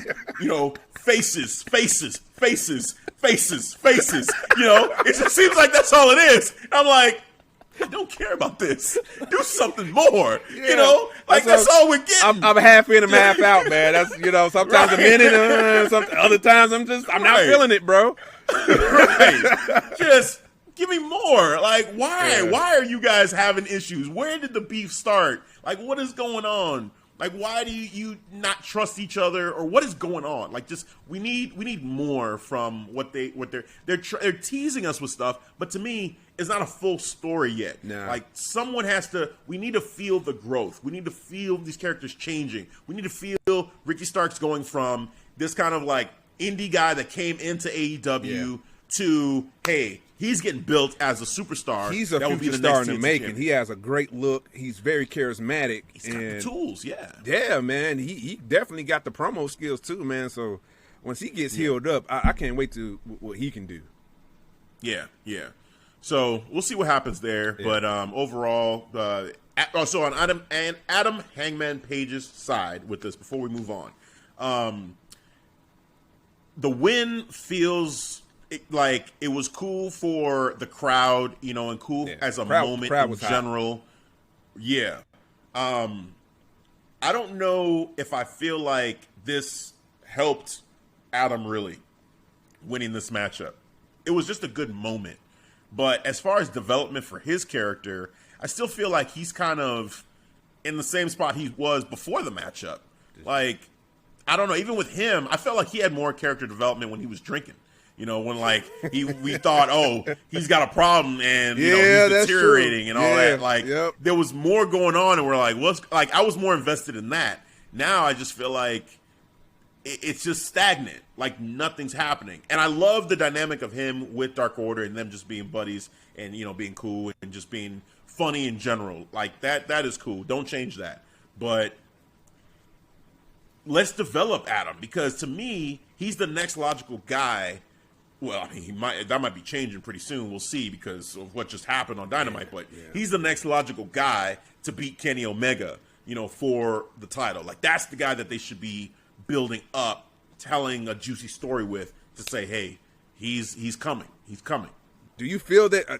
Do you feel that they're telling the story for Adam Hangman Page, that he's the next guy to be that superstar, or you feel like they're missing the boat on that? I feel like they're okay. So when he was on that winning streak, It felt like, actually, when he kind of joined the Dark Order, we talked about this. Yeah. The Dark Order would be the ones to help him get right, like get back on in his winning ways. And he joined them, and that kind of happened. So I feel like it's kind of happening, but they're not telling that story on purpose. At least that's how it feels. It just feels like it's kind of happening in the background, but it's not in our face like, hey, this is Hangman's road to redemption. Like, I feel like they really need to tell that story, that he's going from, he lost a bunch of his best friends in the Elite. Yeah. They don't even talk about the Elite when it comes to Hangman Page. That's a missing part of his storyline. Like, those guys are out there loving life. They got all the gold, and he You know what? is you not... know where they told it on? They told it on BTE. That's But no, though. Like, no. Yeah, I know. Like, Dynamite is on TNT for a reason. Like, that's where people are going to go to grab to say, hey, this is where the story's going to be told. All this stuff on YouTube, there's too much. There's BET. No, BET. There's BTE. There's BTE. There's Dark. There's Elevation. There's Rampage coming. Rampage coming. Yeah. Rampage. No. There's too much. There's too much. Dynamite, tell that story. Done. Everything else can be, fun stuff. Use BTE as like, okay, we're going to have fun and, behind the scenes kind of stuff. Break the fourth wall type shit. That's cool. Like, more of that, but don't give me actual important plot points to your story. That's what they do, though. That's what they do. Jesus. Sammy Guevara has his too. Yeah, like, there's so many other ones that are there now. I just nah. So yeah, I want more of that development on the show, and have Adam and the Elite kind of or they don't even have to interact, but the Dark Order could bring it up. Like, since you left the Elite, there's things like there's something missing or something going on with you or whatever. And, like, have him deal with that and have him try to grow from that to where he really gets over that. Like, this whole thing could be him trying to get over that phase of his life, and get on the right track so that he can really become the best version of himself to get ready to take on Kenny Omega. That's what it needs to be. So, enough of that. Let's move on to the Elite. We've got the Young Bucks versus Moxley and Eddie Kingston for the Tag Team Championships. Wow. So why don't you talk about this one, man? What you think of this matchup? Actually, I'm gonna let you go first, man, because people who probably heard my breakdown, I'll let you go first because you already already went through it. So I like to hear your breakdown. So go ahead and break it down. Well, so for me, with this one, first thing is, man, Jon Moxley must have been really excited to get back in front of people because he was insane during his entrance. I mean, just like throwing things around, pushing over tables. I like, dude, what is happening right now? It seemed like Eddie Kingston had to like calm him down for a moment, and I loved it. I thought it was great, but I also was like, wow, this is a lot of energy from him. So that was cool in his entrance. And then they got right to it. They got right to it. These two teams just, back and forth battle. The ending with the BTE triggers, multiple BTE triggers, vicious on Jon Moxley. That was brutal. That was brutal, and a great way, a strong way to end the matchup and to put him out for a while. So I like that. I felt like in some parts it was almost too much comedy where you had the Young Bucks doing the whole like. Yeah, being like jokey a little bit. Yeah. And there was one part where they did the tag and he's like, I think it was, which brother was it? It was Matt. And Matt Nick? Was like, no, I think it was Matt where he did the tag and then he's like pumping himself up. And then like, the comebacks that they usually do where like they take over, they do the clothesline and try to hype up the crowd. Like some of that I found it was funny, but it was also like, I don't know. It took me out a little bit. Was it annoying? Because then I started thinking it was a little annoying, and it took me out of the matchup for a brief moment. Seeing him do that, I'm like, you ain't got. And I feel like the crowd actually didn't react that well to that moment. They preferred just the standard wrestling that they were doing. It was a hot crowd from beginning to end. Yeah. But in those moments where they were being over the top with the goofiness in the middle of the match, I felt like they didn't really feel it, and I just kind of checked out a little bit during that moment of the matchup. But in general, the Young Bucks, they put on a great show. They did. You know, and Moxley and Kingston, you know, they did their thing out there. But in the end, I did enjoy and appreciate that viciousness for that finish. And now I'm thinking like, okay, where do we go from here with everybody? I mean, so Jon Moxley being gone, does that have to do with, is Renee getting ready to give birth to their child? Is that what's going on? I think so. So they use the BET triggers as the way to kind of tell a story. To that, hey, have him they take him off, out, right? Yep. Yeah. So I think that's good. That makes sense. Like, give him time to just be able to be with his family. And, you know, flashing forward to Dynamite, you know, we saw, so it was the Death Triangle, you know, against Young Bucks. Yeah. And, you know, they tried to do the same thing, you know, with the BT trigger to, I believe it was Pac. Oh, no, not Pac. It was Penta. Penta. And you had Kingston come out for the save. And they have history as well. Mm-hmm. So, you know, then in the back you had Eddie. He was saying, hey, you know, because they were not having it. They're like, yo, we don't need your help. Former best friend. Whoa. Yeah. Whoa, wait a minute. And then Kingston told both of them, he said, look, the enemy of my enemy is my friend.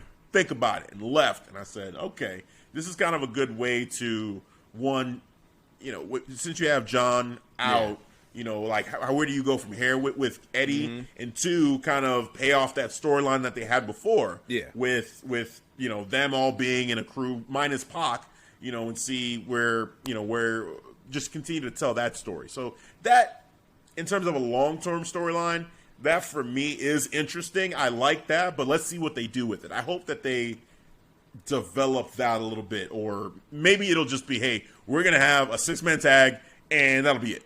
Like, and then we're just done. Yeah, just the way AEW. I'm kind of just trying to. I think I figured out their booking. I don't really see a story being told. I just see like maybe just a possible 6-man tag match. Yeah. So this one we both, I believe. No, did you pick? No, we split. You had Young Bucks. I had Jon Moxley and Eddie Kingston. Okay. Yeah. So we split on that one. I got that one right. So that's where we started to separate a little bit. I started to take the lead a little bit here with the predictions. All right. This next one, I don't understand. Every time, so when it comes to these casino battle royals, bro, you weren't even fucking trying. That's what pissed me off.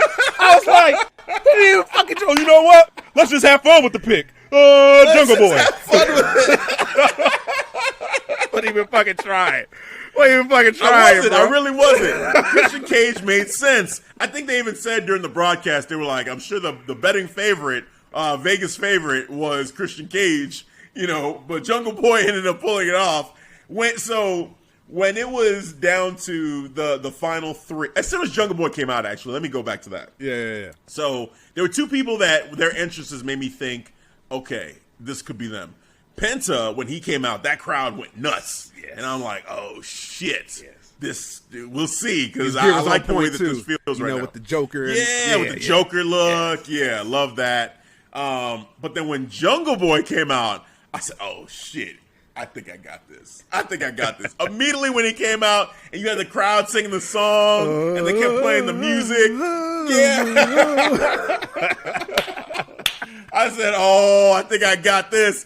And it kept going. I'm seeing the eliminations, the final three with Matt, Christian Cage, and Jungle Boy. I said, oh, shit, it's going to be Christian Cage and Jungle Boy. And then Christian Cage throws Matt Hardy out. I said, oh, our picks are there. It's Christian Cage versus Jungle Boy. The representatives from both of us are in the ring, and sure enough, Jungle Boy pulls it out. I immediately thought of you. I was like, oh, Devin's going to be so pissed. I was like, wow. I was just like, wow. He didn't even fucking try. Let's just have fun with the pick. I'm going to go with Jungle Boy. Verbatim. Those are your exact words, bro. I was like, yeah, of course. He wins. He wins this match, of course. he was fucking trying.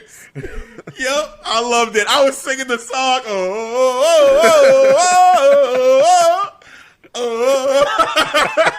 I was loving it, man. So shout out to Jungle Boy. He gets an AEW World Championship title shot. Things coming up late this month against the champion. We'll talk about who the champion is a little bit later. But definitely shout out to him. That was a great moment for Jungle Boy.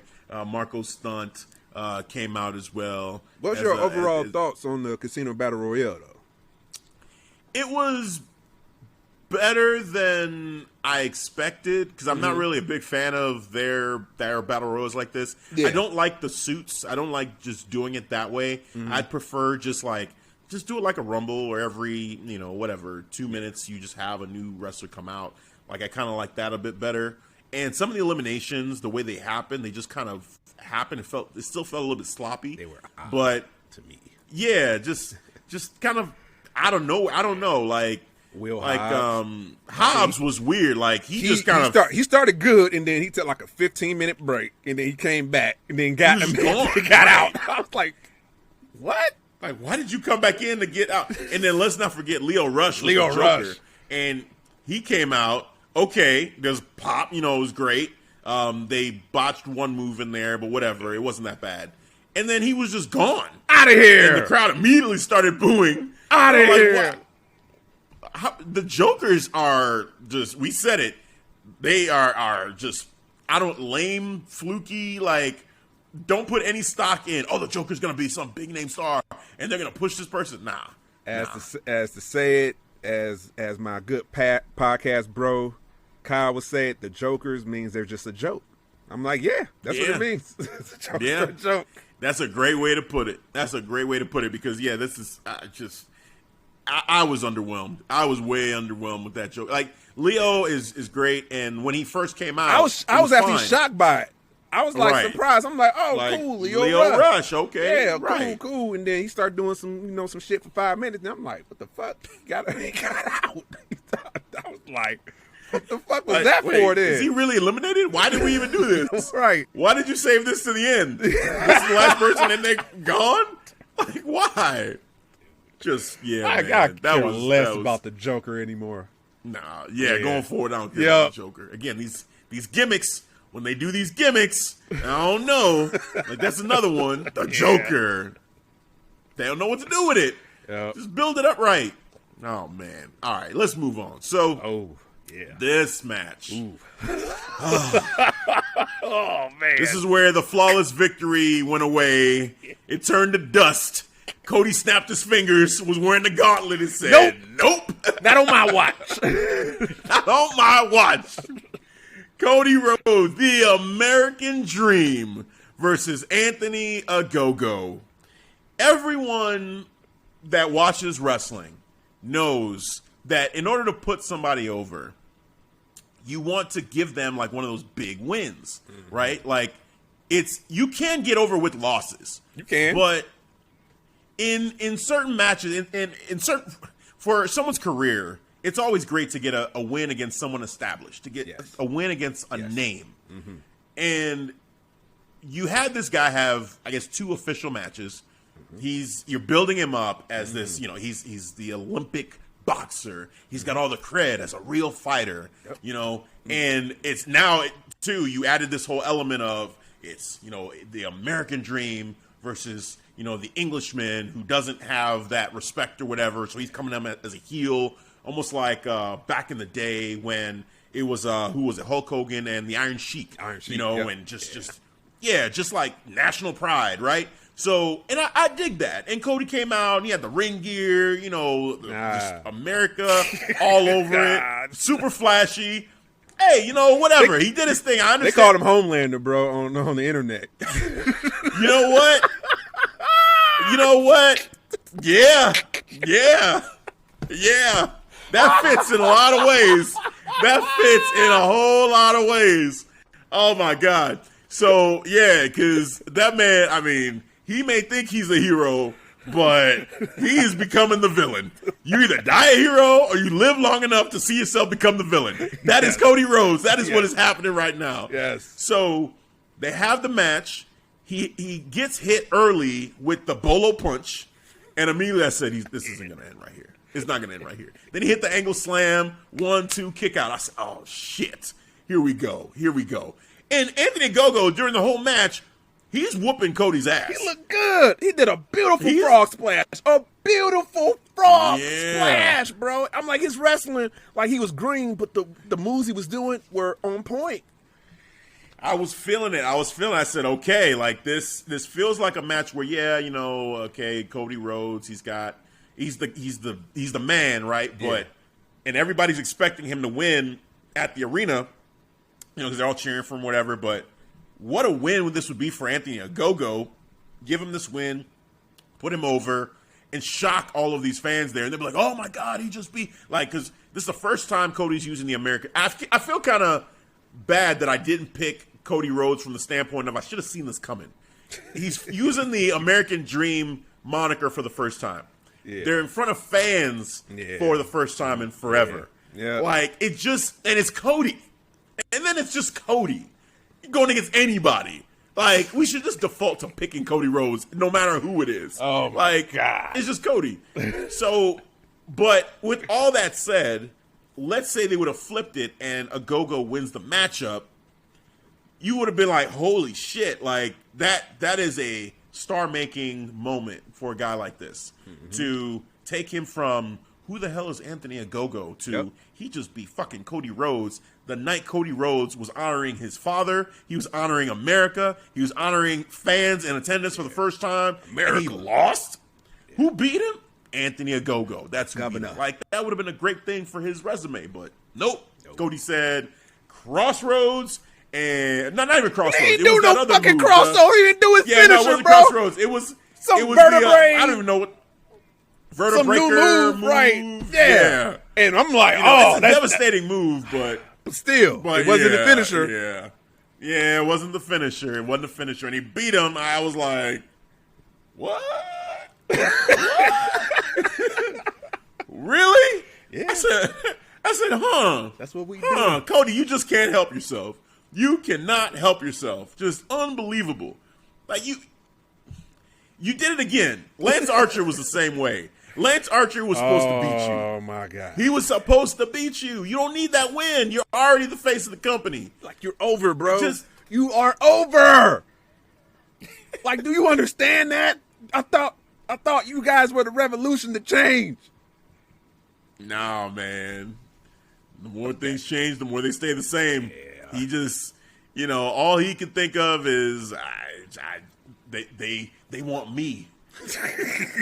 they want me. The network wants me to be the guy. Tony Khan wants me to be the guy. Homelander, bro. Go ahead and be that dude. That's who they want me. He thinks he's the hero. They want me. I'm the guy. I'm the hero. I'm the hero of the story. And everyone else around him is like, nah, you the villain, bro. You don't realize it yet, but you're the villain. And until he turns heel, like, this is all just going to be really awkward. It's just going to be like, I guarantee he will get heavily booed at All Out Chicago. Heavily booed. Oh, man. We won't fuck around in Chicago, bro. We don't stand for that shit. We're not going to stand for that. Yeah, that shit might work in Florida. Jacksonville. That shit ain't going to fly in some shy. Shit, we're going to boo this. Yeah. I'll be like, boo this man! Especially given who he's going against. I'm going to be watching real carefully to see who they put him against. Because if they put him against someone real popular or someone they're trying to build up, he's getting booed. Because we can't have this happening anymore, man. You did it to Lance Archer. Mm-hmm. Now you did it to Anthony Ogogo. And I knew with Anthony Ogogo, the way they were setting him up, he had beaten so many people with that punch. I said, man, Cody, he's going to be the guy that takes it and kicks out. And all of a sudden now, the punch can't do anything. Like, it's not enough. There was one moment, he was in the figure four, and Anthony Ogogo punched him in the face, and he was out. Yep. And then the referee counted 1, 2, and he woke up. I said, what the fuck is happening? What is happening? I'm like, he should have won. And that would have been cool. Like, we got to be the figure. Not. Then 1, 2, 3. If he would have won like that, I'd be like, oh, shit. That's actually kind of cool. Yeah. But no, it's Cody. I'm up. Yeah. This dude, like, I'm Cody. I don't put nobody over.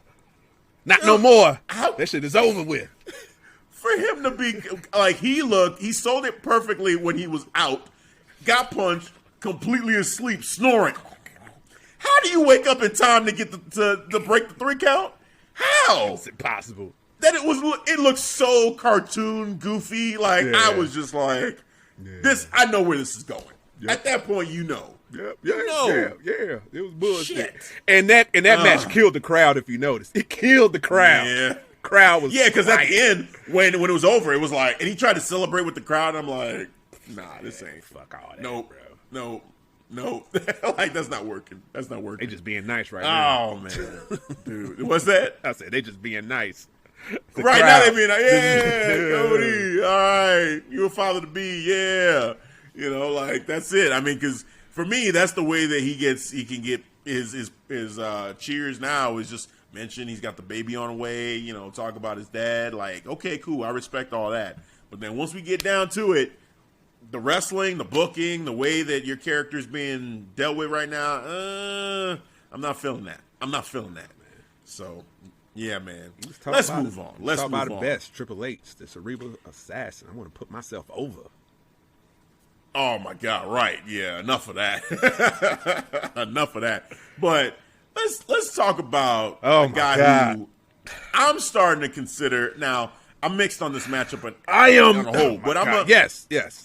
I'm gonna stick with the positive in the beginning, right? Yes. So Miro versus Lance Archer. Miro, right now for me, I'm looking at this list just to double confirm. Miro is my favorite AEW wrestler right now. Yep. He's number 1 for me. Yep. I am so like he's the guy that over everybody else, I'm looking forward to what he's gonna say, what he's gonna do in AEW.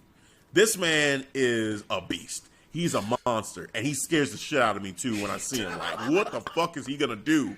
Like, he just does not care. On Dynamite, like if I was to show a casual fan on Dynamite, and it's like, hey, all right, watch Dynamite, and then, all right, who you think is the star of the show? Oh, that's that guy that used to be on WWE, Rusev, right? Miro. Yeah. Unfortunately not. That would be interesting. Yeah, that's unfortunately not. Yeah, it'd be, I would say that for most people, it'd be a toss-up between, I think Kenny Omega would be in the mix for star of the show, you know, being honest. Miro definitely would be in the mix for that. Yeah, and I think those two really, and some people might even say Sting, honestly, like the way that Sting is getting like pushed and he's on television a lot, but he's an older guy, so, you know, and Cody, obviously, because fucking Cody is just being force-fed to everybody. Yeah. But Miro, that is my favorite AEW star right now. Like, he is just killing it. Great matchup from him. Great matchup in general. Now, the shitty part about this, Lance Archer, he did a great job. He did what he had to do, but they made him look like bullshit at the end. You had Jake the Snake come out trying to help him. Jake the Snake failed. He brought the snake in. Miro took that shit, whipped it around, and threw that into outer space. I was legit concerned because you know I made the lifestyle change. I am a vegan now. So when he brought the snake in, you got Miro throwing that motherfucker. I'm losing my fucking mind. He threw that bitch like 50 feet away. I'm like, call Peter, goddammit. Call motherfucking He said, bro. Right. He was like, fuck your snake, bro. Bro, I was a little bit livid. I had to keep it real. Like, bro, I was like, oh shit, this motherfucker's on one right now. Yeah. I'm telling you, you don't know what he's gonna do. They oh my God, that was crazy. But then, you know, we talked about it. Like, how can they make this work where one of these guys doesn't look weak at the end by losing? Because this is Lance Archer's second opportunity at the TNT Championship. Yep. Cody Rhodes beat him. Shouldn't have beat him. It should have been Lance. But whatever. We're here now. This is his second chance. So if Lance Archer loses, where does he go from here? If Miro loses, he just got the title. So how does he bounce back after just losing? So it was a lose-lose either way once the match ended. So at the end of the matchup, and we were thinking dirty, like a heel tactic kind of win, whatever, for Miro maybe. That could be a way to do it. Maybe some kind of screw job finish somehow. But what did they do? They had Miro put this man in his camel clutch game over submission. He broke. Lance Archer tried to break out of it. Miro said, "No, you get back down in this." Reaching this back. And done. Clean, passed out, game over. Miro wins. Lance Archer loses again, and he loses clean. This man had help. He had help from Jake the Snake. He still can't win. It took Miro 9 minutes and 50 seconds to beat the Murder Hawk, Lance Archer. 9 minutes and 50 seconds. Under 10 minutes to beat the Murder Hawk. Really? Really? That's how you're going to treat big guys? Really? I did not. So you talked about the positive. That was a positive. But that ending completely made that match shit. Because I looked at the time and plus I looked at the finish. You choked him out. I don't give a fuck if he passed out, but you choked him out. You choked him out, bro. Oh my God. And then Lance Archer bounce back from You can't say bro, nothing. just take a leave of absence. Just take a leave of absence. You need to go to Impact. You need to go to Impact. Right. You can't be on the same show anymore. You can't be on the same show. I'm sorry. This was a loser leaves town match. One of us got to go. Oh my God! Yeah, you just got humbled by the game over, Miro. This motherfucker is like, yeah, he is scary. You see the promo? He was like, I like to thank God for my power, bro, and my wife. I'm like, who the fuck says that? Love him. I was like, holy shit!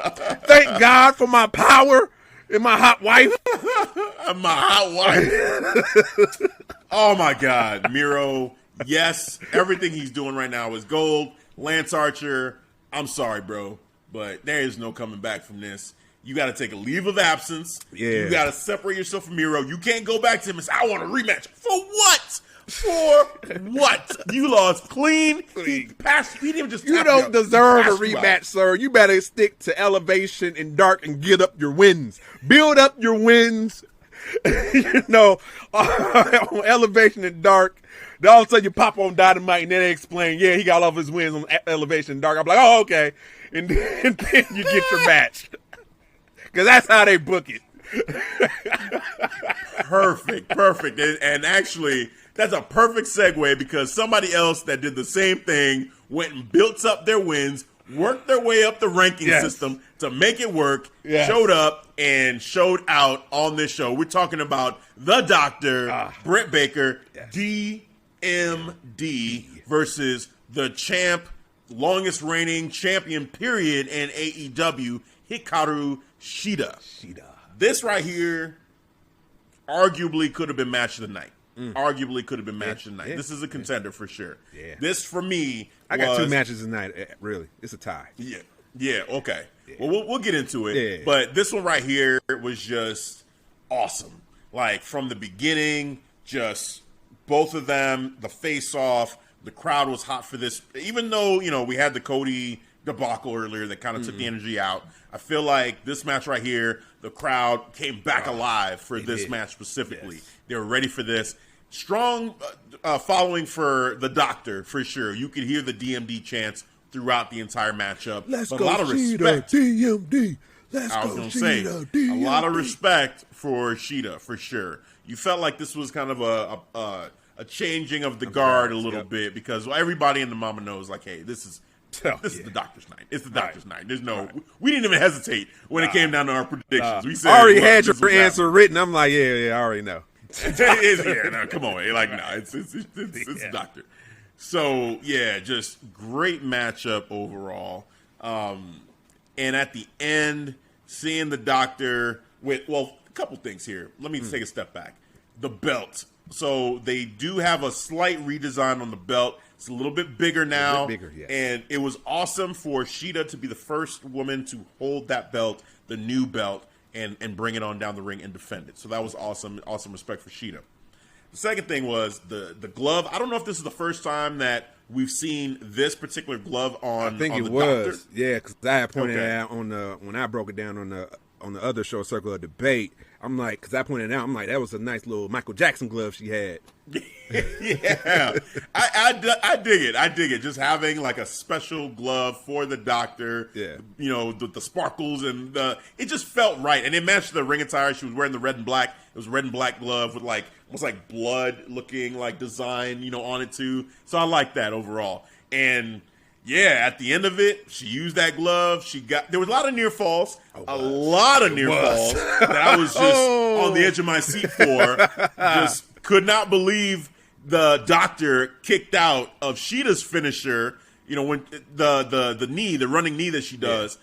That whole crowd thought it was over. They did close-ups of people in the crowd during that sequence. There were a couple times where I'm like, man, this is the Doctor's night. She just keeps kicking out. And vice versa with Sheeta. She had a couple near falls too. But in the end, the lockjaw submission, she put that on her. And I was surprised, even though, I mean, I guess it makes sense, Sheeta tapped. She didn't just like, oh, you know, I'm passing out from, you know, exhaustion or whatever. No, she tapped out. So it's official, it's definitive, it's clear. Yes. The Doctor is the new women's champion. Just went up there with the belt, held it high. Tony Schiavone came down, gave her a big hug. She posed with it. Cool, you know, you got Rebel there celebrating. Yeah, it was awesome, man. So shout out to the Doctor, Britt Baker, DMD, the new women's champion. Much love and respect, and very well deserved for her. She definitely deserves it. Looking forward to seeing her next chapter, but great match. And I wish they would have, they have this bad thing where they don't hang on the moment for long enough, because you could hear in the background the crowd saying, thank you, Sheeta, but they didn't show it. Like, I wish they would have just lingered in the ring, had Sheeta in the middle, and have Sheeta get that adulation from the crowd. WWE is great with that. They will, you know, make sure they know those moments are coming, you know, and they just linger and have the wrestler stand out there and wait for it. They get the thank you from the crowd and done. Then you can go on to the next thing.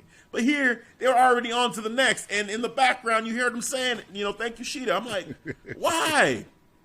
Why? Just, but thank you, Sheeta. You're a great champion. You know, through this pandemic, she was champion for damn near the whole pandemic. Oh, yeah. You know, but she held it down in the women's division. There were some ups and downs in the beginning, but at the end, I think it was a definite up. Like, she really held it down, did a great job as champion. So shout out to her. The Doctor, hey, here we go. We're in the era of the DMD, so let's go. Yes, a new era for the women's division, as Dr. Britt Baker, DMD, said it. So what do you think of the post-celebration, man, on Dynamite? Yeah, it was interesting because I was like, why is Nyla there? You know, like, why is she there to celebrate Britt Baker? That didn't make any sense. Like, she's going to be pissed. And then everything, the Doctor, you know, she was like, the whole thing with the burgers.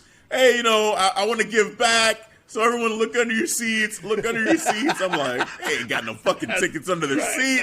I already know. And she's like, oh, wait, what's this? The tickets are right here because I'm the only one that deserves any of this because I did all the work.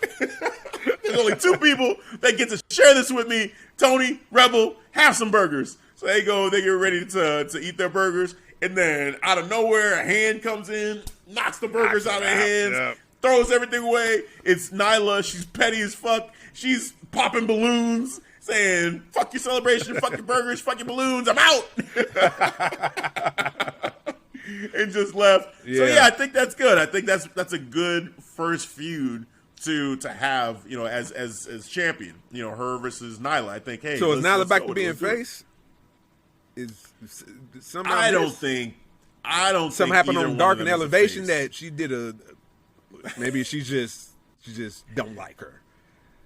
I think you just throw out the heel and face thing with this story, honestly, because and for some reason it worked for me because to me, actually Nyla is the heel and Britt is like a tweener. I don't even really see Britt as a heel. I just see her as like, you know, not anymore. She's just, you know what I'm saying? Like, okay, it's kind of how I feel about Johnny Gargano when he first turned heel. it's like he's just so damn entertaining to me. Like I don't even care. Like if you're a heel, I'm still gonna cheer you. I like an Adam Cole. It's the same thing. Yeah. Like it's the cool. Adam Cole's probably the perfect comparison. Because I mean, damn. It's funny that you mentioned. Yeah, he's. She's the cool heel. She's the cool, charismatic heel, so it can work against other heels or faces. She brings that same energy, so I think it works. Okay, cool, man. Hell yeah. With me, the match, like I said, I love the match. After I watched it the first time, this was my only match of the night. But after watching, Double or Nothing, the second time, I actually had two matches end up being my match of the night. It was end up being a tie, so we'll break that down later. But man, Dr. Britt Baker and Sheeta, man, they blew the roof off. Man, that crowd was hot. I love the chants, the close finishes, OMG. But in the end, we already knew it was going to happen. Dr. Britt Baker, DMD. Let's go. Yeah. Love this match. Love this matchup. I think, in my opinion, this title change is probably the best title change in terms of creating a new star that AEW has had thus far in their life, in the span of their existence. Because all the other ones, it feels like they've been more of, hey, we're going to give it to a former WWE wrestler, and then there was Darby Allin, right? So you had John Moxley, you had Jericho, then you had Moxley, and then Kenny is kind of a name already. Dr. Britt Baker, I felt like, has been built. She went from someone who we were saying we could see the charisma, but the wrestling needs just a little bit of work, and then we could see it. It's there. And now to see her elevate herself and then beat a champion like Sheeta, who had held the title for so long. Like you've talked about it, and we've talked about on the show, that transfer of power, to beat someone who's held a title for that long, it just means so much. So that's why I call this probably the most influential win for a champion, or for a contender becoming a star and winning a championship that they've had so far in AEW. The closest one to this would be Darby Allin, but I feel like Darby beating Cody, it didn't have the same feeling that this had. This one felt like, this is a coronation. This is a coronation. That one felt like it's cool, and I love Darby, but let's see where we go. I'm still skeptical, of where we're going with this with Darby. But with Britt, it's like she's ready. She's ready to go. Let's go. I think what it was, because this is when I believe Cody got the TNT title back, right, from Brody. So when he actually dropped it to Darby, it kind of, so he hadn't held it for that long, right? Yeah. If he would have kept it, if he would have kept it then straight, I think so. Yeah, definitely. Because then they'd be like, holy shit, like Darby just beat Cody, like he's the guy that beats Cody after this long reign. But no, we didn't get that. But with Britt, it's like, Sheeta, like who? It got to a point where, in most cases, you just kind of pick Sheeta because she's just champion forever. So. And we were very strong on our pick for Britt, but still, it's kind of one of those where it's like, if they did have Sheeta win, it wouldn't have been. I would have been surprised because I was so strong on it, but it's Sheeta. You know what I'm saying? So it was enough doubt there because when she hit that finisher, I was like, oh my God, are they going to keep this on Sheeta? Right. Even I was like, oh shit, I kind of jumped out of my seat. I was like, oh. Then maybe they're going a different direction. I don't know, but yeah, the right person won. Let's elevate Dr. Britt Baker now and let her star rise even higher. So awesome job there. Speaking of Darby, Darby Allin teamed up with his dad Sting to go against Ethan Page and Scorpio. Reach for the sky. The men of the year, as they call them. They're a tag team. They're a tag team. I don't like them as a tag team. I don't like them as a tag team because one, isn't Scorpio Sky supposed to be the face of the Revolution? Like, didn't he win that? That happened, right? Yeah. So shouldn't he just be on a singles run where he's like the face of the Revolution? Not in AEW. That don't work like that. That means get the brass ring. I'm gonna tag you up with Ethan Page. You'll be a tag team now. Another part of a tag team. Even though we broke you off from SCU, where you were a tag team champion. We split you up from a tag team. Yes. That's some WWE shit right there. We're going to split up one tag team. We're going to split you off from a tag team to then put you in another tag team. What? Wait, what did you just do? And I had more chemistry with them. And I remember when he first split off, he had this big promo how he's looking to break out as a single star. Yeah, they forgot. They forgot they told that story. I'm telling you, they don't tell real stories. It's just kind of like, all right, let's just, what do we have on the docket for today? Okay, cool. And then tomorrow, just whatever. It's a just brand happens new docket. when you got a big fucking roster. You want to hire everybody, and now you got to make room. You know what? Okay, I can't make you a single star like I promised you, but I'll put you a tag team. You know, and then you get the stinger rub. Yeah. So, and I mean, is this really a good rub? Because they lost the match, and I don't know. I don't know how I feel about Scorpio Sky and Ethan Page right now. Sting looked great. He looked phenomenal. Sting looked great. Right, Sting right. looked great. He was having fun out Jumping there, off man. of the casino chips. Yes. That spot was great. Yes. Yeah. And then, you know, And then him and Darby together. Yeah. Just, you know, it's still cool to see them together. I want more out of that combination. Like, I don't feel like Sting is developing Darby. Like, what is Darby learning from Sting? Like, I want to know. I want to know the details of that. What is Sting teaching him? How to do his face paint? Is that it? Like, well, just add a little bit more to the face paint. Like, what is he learning from Sting? I don't know, man. Not how to be a good tag team partner, because he does let Darby get his ass whooped. Or I think, remember Ethan Page kind of tossed him into the, well, no, he's not kind of, threw his ass into the crowd. Yes. Oh my God. Stephen Curry. I was scared that spot. I was like, what is he doing? What is he doing? You know, he threw it out. At first, I was like, they're talking about, oh my God, Darby. But I was like, man, props to Ethan Page. Like, you got some strength there, man. Yeah. To throw a full-grown man into the crowd like that. That was all Ethan, you know, no pun intended, but that was all ego, all Ethan right that there. Was all ego.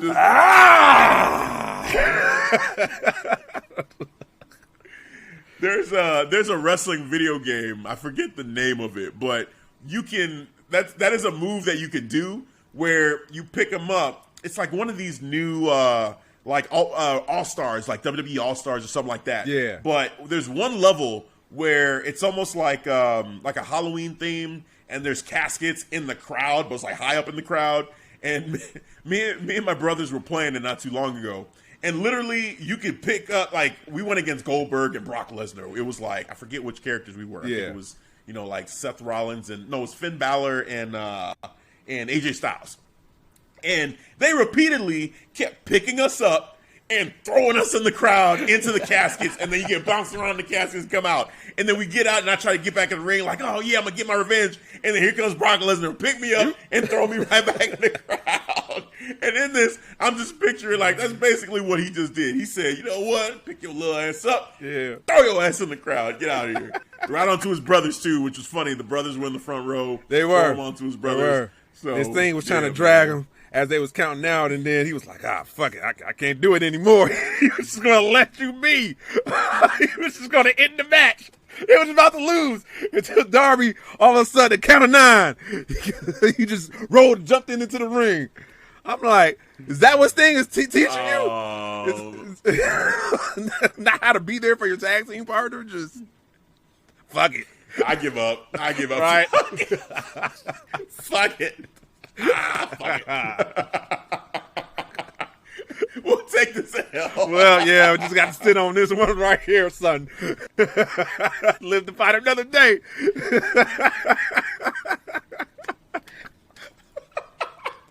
Holy shit. Oh, my God. Just gave up. He did. That's great. He gave up in the middle of the count out, man. He was like, that's great. Come on, son. Fuck it. Fuck it. If they would have just lost like that, that'd have been hilarious. That would have been hilarious. If only. Damn. Oh, man. But yeah, this match was what it was. It had some fun moments. There was one moment, too, where they had Sting had, I think it was Ethan Page in the Scorpion Deathlock, and then Scorpio Sky had Darby Allin in like the knee bar or the leg lock move that he does, and then Ethan Page and Darby Allin are both like fighting each other still, and then they're trying to poke each other's eyes out, and just chaos going on in that moment. I thought that was pretty cool. It was entertaining, but I don't know. I just feel like I don't see who this really benefited. Like, I don't see it helping. Yeah, it benefited Sting the most. Just Sting, that's all it was. Like, I just want more. There's the idea of him with Darby it seems like the idea was bigger than the reality. Like, the reality of it is they're just kind of hanging out together and that's it. But like, what I literally want to know, what is Sting teaching Darby? Like, they need to develop that story in that way and just say that, hey, Sting is actually developing Darby, helping him to reach a higher level. And I don't see it right now. So, you know, it's leaving me wanting more, but not in a good way, because I don't trust that it's actually going to happen. You know, we've seen this so many times. You know, with these two, they keep coming out together. Sting comes out, then Darby comes out. Sting cuts a promo. Darby doesn't say anything, and that's it. It's just, you know, rinse and repeat. You know, and now they finally, you know, Sting wrestled in the ring, and it was great. Sting looked great, but do we need Sting to get over? Sting's over.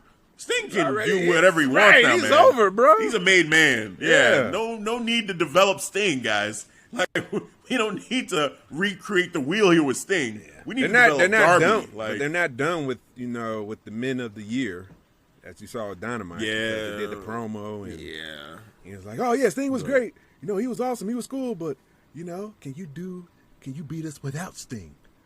So they're doing to just get another tag team partner? Yep. Yeah. Like, that's what that's the premise. That's set up for next week on Dynamite. Not really into that, but you know, it's they're trying. Like, Sting and Darby, I think there is potential. There's definitely potential. They just got some work to do. So we'll see what they do in terms of continuing to try to develop that storyline. All right.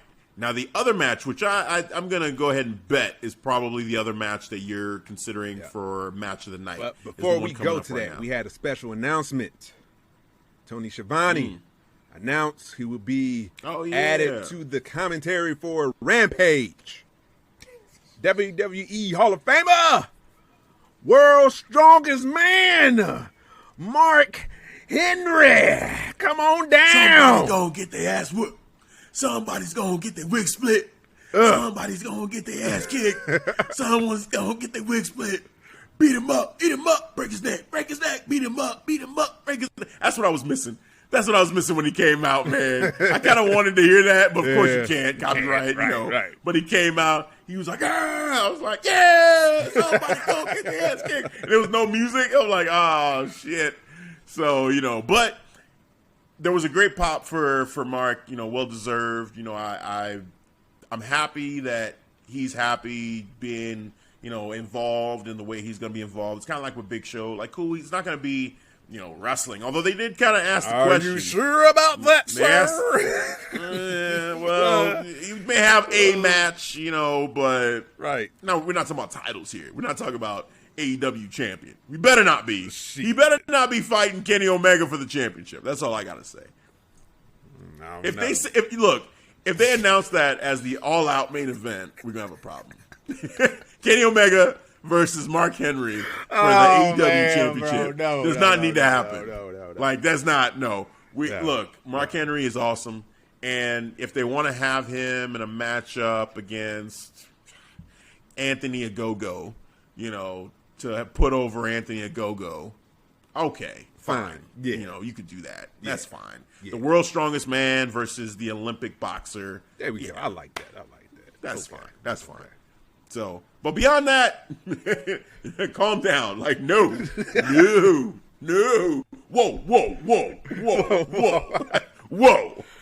I don't know, man. These WWE legends that they're getting, you know, they get that second win, You know, look at Christian man. Cage. You know. You'll Yeah. see. Yeah. Christian Sting. Cage is definitely going to fight for the title eventually. Yeah. That is happening. Yeah. That is happening. That actually might be the all-out match for Kenny Omega. They may do that. Really? They might. Yeah, they might. Never a Christian. Orange Cassidy. Well, we'll talk about it. Yeah, we're getting ahead of ourselves a little bit there. We are. Let's do this. One other thing I'll mention too, since we're talking about this happened on Dynamite, but I do want to get in it now before we get to the end. We did have a debut for the latest signee for AEW on Dynamite. Mark Henry, was out there, and they were interviewing him, and then Tony Schiavone asked him if he was going to wrestle, and he said, I still got a lot left in the tank. He told the crowd, he told Schiavone, I still got a lot left in the tank. So that was great. Hopefully, again, just in portions, right? But then we heard in the background, "Excuse me, excuse me." It's Vicky Guerrero being Vicky Guerrero. Yep. Comes out, told both of them, get the hell out of her ring, to get the stepping. So, they left the ring, and then she said, hey, now it's time for the debut of, a third-generation wrestler, just someone who's just amazing, awesome, blah, blah, blah, said all this stuff about him. And she said his name, El Idolo Andrade. And the crowd was kind of like, what?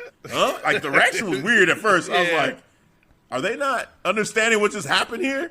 Then it took Excalibur, even for commentary, to be like, wait, did she say Andrade? Like, that's Andrade. And sure enough, he came out, and I was like, oh, Man, we're doing this now. Yeah. He looked clean. Opened up the jacket, said El Idolo Andrade on the inside. I said, all right, cool. And he said, I will be the face of all elite wrestling. I said, okay, I like it. So he's on the microphone talking, swagged out. I like it. Yeah, he was talking. So what was that bullshit WWE was talking about? He can't speak English. He sounded perfectly clear to me. Like, it wasn't hard to understand. I'm like, what they talking about? Because he said he was enunciating his words perfectly. He sounded great. I don't understand what I don't want to make this about WWE. Nah, man. I'm just saying though. I'm just saying I didn't get that. Point well taken, sir. That was a great, astute point, and shame on them for not utilizing this man more. We knew from NXT what this dude was all about and what he could do. And yeah, he was with Zelina, and that was great. But then you hear him on the mic now, and if we're going to get more of this, it's just going to be like, yeah, what the fuck? Like, what? And you say you want more, like, to get into the Mexican market. And you had Andrade. Even having Andrade saying, yeah, okay, yeah, sure, you want to get in the Mexican market. You had me and didn't do shit. Don't lie. Don't lie to the people. The fuck? So, yeah, but not to make it about them. Excited for Andrade. Mm-hmm. He's got a matchup for the AAA title coming up pretty soon, with Kenny for that belt. So, looking forward to that. But yeah, man, he said, hey, he wants to be the face of all elite wrestling. Like, just like he's the face of Latinos. Now he wants to be the face of all elite wrestling. Yes. So I'm digging that. I'm digging the start. We'll see. See what Cody has to say about that. I kind of wish some of the debuts in AEW, I feel like, are just kind of lacking that energy. Mm-hmm. And I always think, when I think of some of the greatest debuts of all time, the one that pops into my mind is Chris Jericho debuting in WWE against The Rock and the way they did that. The countdown clock, the build-up for a long time, and then he interrupts The Rock. Like, oh my God, and comes out, and, the countdown, you hear the music, you see the name, break the walls down. And then everyone's like, what the fuck? Chris Jericho is here on Raw. Holy shit. Who in the blue hell are you?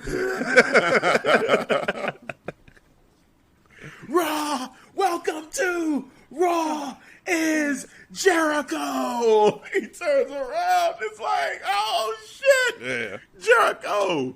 The Lionheart. Oh, my God. Yeah, man. It was great. So I think about that, and I think, man, if I'm booking, if I'm writing for all these companies, like, that's in the back of my mind. Okay, I got a new superstar. I need to do something, like, special. Like, make them feel special. And like, how do you do it? And you don't do all of them the same way, obviously, but that's the one that would be in my mind. So, you know, I hate to compare all of them to this, but to that, but this one here, it felt like it just kind of came out of nowhere. He walked on stage, basically, and the crowd just didn't seem to really even understand what was happening until it had happened. And then it's like, wait, Andrade, you know, it was one of those. It's like, shit, okay. So, yeah.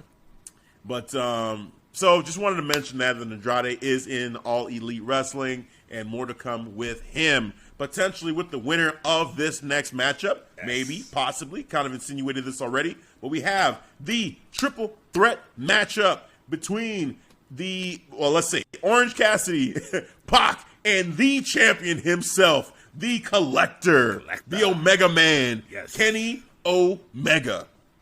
All right, so you alluded to it. You had two matches of the night that were tied. I'm guessing this is the other one. Ooh, so why don't you break this down, man? What were your thoughts on this match? The chemistry, the sequences, the bam, bam, bam, bam, the fucking multiple V triggers. Oh my God, there was some vicious ass V triggers. The Orange Cassidy, bro. Even the Snapdragon suplexes, man.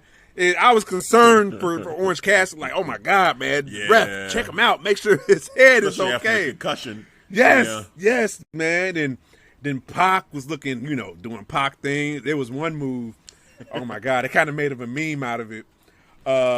You seen that? You seen the Charlie Murphy, True Hollywood Stories. He was like, Charlie Murphy. Yeah. So you see Pac with his hands like that, and Kenny Omega straight kicked him right in his chest, man, right in the corner, bounced off. I was like, oh shit. But man, awesome. I'm just so amazed by Kenny Omega's, wrestling ability, man. Like, and I get so frustrated because I'm like, bro, I get it. He's the Collector, you know what I'm saying? The way he started, as he came in, he had this like slow burn tag team with Adam Hangman Page, but that was fine, that was cool, you know what I'm saying? That ended, but him, transforming into the Collector with Don Callis now, next level consciousness and all that shit. But I just wish that he was the star of AEW instead of just being one of the stars, man. Because I think they're missing out on a huge opportunity for Kenny Omega, because he was just lights out amazing in this match, man. And I love the ending, man. Such a heel way, knocking out Orange Cassidy with all four of the titles, man. Just going one by one, knocking his ass out, and then finally getting the pin. I thought that was great, but this was my match of the night, man. Tied for the Dr. Britt Baker and Shida match. Yeah, I think they just need to take a page out of WWE's book with Roman Reigns and just have Kenny be in the beginning, in the middle, and at the end of every Dynamite going forward. Let me ask you this right here, because I hear other people podcasts, and they say like, all right, we got to be patient. They're booking very similar to New Japan Pro Wrestling, how they did with Kenny Omega. And my rebuttal on that is, okay, I get that. I understand that.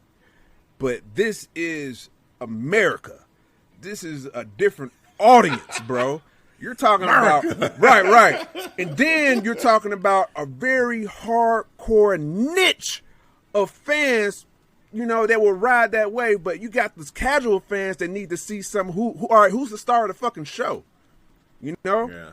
And I think that's what they missed the boat on, man. Like he needs to be, like, if he's the collector, he needs to be, like you said, the beginning, the middle, the end. Not like on Dynamite, he was just on one fucking segment, and that was it. That was it, man. And you wouldn't even know if he was the star of the show, man. That's what the most frustrating part is. Yeah. Yeah, no, I'm with you 100%, man. I feel like Kenny Omega, to me, it's just a clear candidate to make the star of the show, like, just clearly. And I get it, like, wanting to, you have so many stars, you have so many wrestlers, you have so much talent, you want to showcase everybody. But I feel like you have so many characters right now, and you're trying to tell so many stories that, to me, you're telling none. Like, I'm not following one story and caring about any one of them because you're showing me so much. My attention is all over the place. Like, I feel like you need to just focus this in, take all your champions, and tell great stories for your champions on Dynamite. And then maybe you sprinkle in one or two that are, like, you know, just general storylines, like, say, with Sting and Darby, you know, like, things like, stories like that. But then the rest of it, you could put that on Elevation, put that on Dark. Like, everything else you got going on. And just use those for developmental, you know. But Dynamite, that's the main fucking show. If you're on Dynamite, you are one of the stars. You are, like, one of the focal points. You are one of the champions. Yes. And the star is the show. Like, the main star is the reason why I tune in every week. And we're going to put all the focus into telling a big, juicy story around this star. And that dude right there is going to be the beginning, the middle, and the end of every fucking episode. Like, to me, the SmackDown is just a blueprint for that. They are doing it perfectly. It's just crazy because, you know, it's WWE. They're telling you the answers. They're giving you the answer to the fucking test. They're giving you the answers.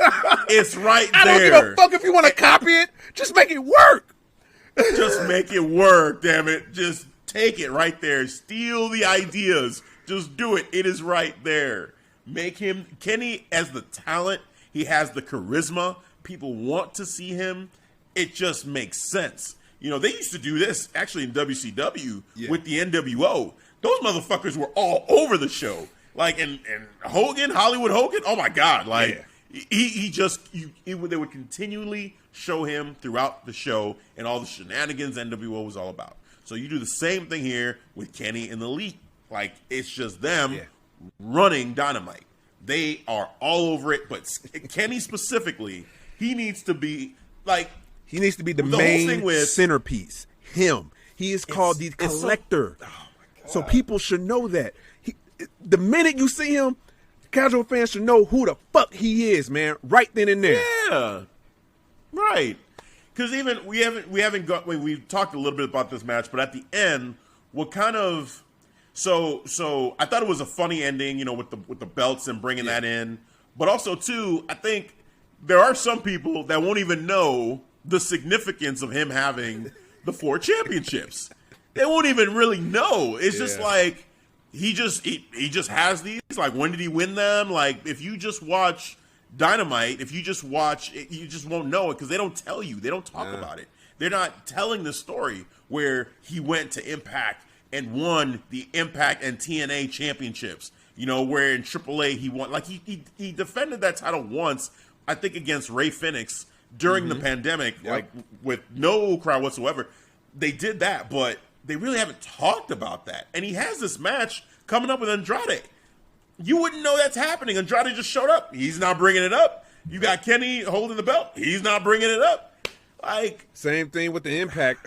Impact, when he goes to Impact and him and Rich Swann, like, you didn't even hear anything about that on AEW. Like, that's the most frustrating thing. Like, if you're doing this, you know, Forbidden Door, you're trying to help out these other promotions, New Japan Strong or Impact. All right, man. If you had a main centerpiece like Kenny Omega, and then you can bring that attention of the audience to the other promotions that you're trying to help build, but you're not doing that. You're just You're actually sabotaging yourselves. Yep. 100%. I agree.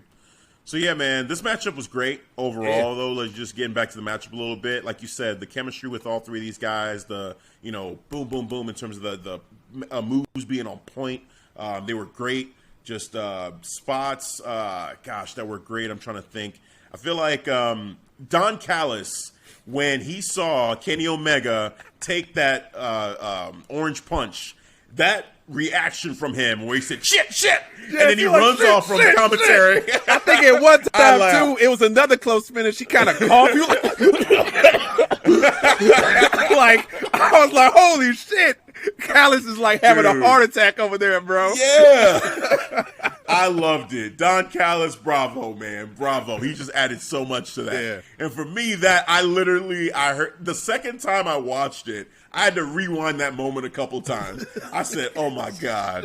This man, I just had to relive it. He's like, oh shit. And they're like, damn, what the hell? Where's he going? He ran out there. He pulled freaking Orange Cassidy off of Kenny Omega.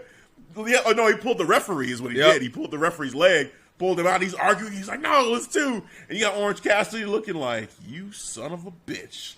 Like, you just cost me the title. Mm-hmm. So, great. That right there, great storytelling. Yes. Like, I love shit like that. Like, during that match, that was great storytelling. So, for me, more moments like that I want to see going forward. But, yeah, great matchup, man. One of the match of the nights for sure. For me, I feel like the ending of the match with Britt and Sheeta was stronger and more just definitive. With this one, it's like, yeah, we're doing the heel finish thing, and he's using the belts, and there's all sorts of shenanigans going on the outside. And Kenny won, and that was cool, and I was with it. But I would slightly elevate Sheeta and Britt Baker, that matchup, over this one because of the way the finish went, and it was just so, like, oh my God, definitive, and putting away a champion that had been champion for so long, like, and taking that power onto yourself and then getting the adulation from the crowd. That moment was just perfect, just from beginning to end. That matchup, just, no one I got questioned nothing but her great things to say. victory. No, you can't. You can't. I feel like that moment there. on My Hero Academia, man. Like, they're doing that Class A versus Class B and it was Bakudo's team. Yeah. He was up. He was like, all right, listen up. All right, we going to be the team. It's going to be a flawless victory. Ain't nobody going to question our victory, all right? 4-0. Understand? No casualties. No one injured. I was like, oh, shit. Hell yeah, let's go. Let's go. And he made it happen. I said, oh, my God. He walked in there and handled his shit like a G. Yes, he did. That is my guy, man. I've been telling people now. I said, for me, there was Todoroki, who was my favorite in the beginning. And Bakugo, who's been climbing. That movie really just I was like, holy shit, dude. And now this last episode that they just did, I said, I think Bakugo's my guy now, man. I think he's my favorite. Dude, I had to rewind that when he had said, bro, ain't nobody going to question our victories, man. Because he's watching everybody. Everybody's like, Team A did good. Team B did kind of good, too. They could have did this. He's like, no, fuck all that. Fuck all that. No one is going to question our victory. It'll be definitive. Absolutely, man. Love that, man. That was a great episode. Just My Hero Academia. Y'all ain't watching it. Check it out. Check it out. Check it out. This is the good shit. Oh, man. All right. So we are at the main event, Stadium Stampede. Yes. So this matchup here featured the Inner Circle versus the Pineapple. I'm sorry, the Pinnacle. The Pinnacle. Pinnacle. The top. We always on top. So, yeah, this matchup. Mixed bag. Yeah. Okay. So the entrance was okay. The entrance was all right. They rappelled down. Hence the Mission Impossible theme. They came down. It kind of spin out of control. They was like, "Oh shit!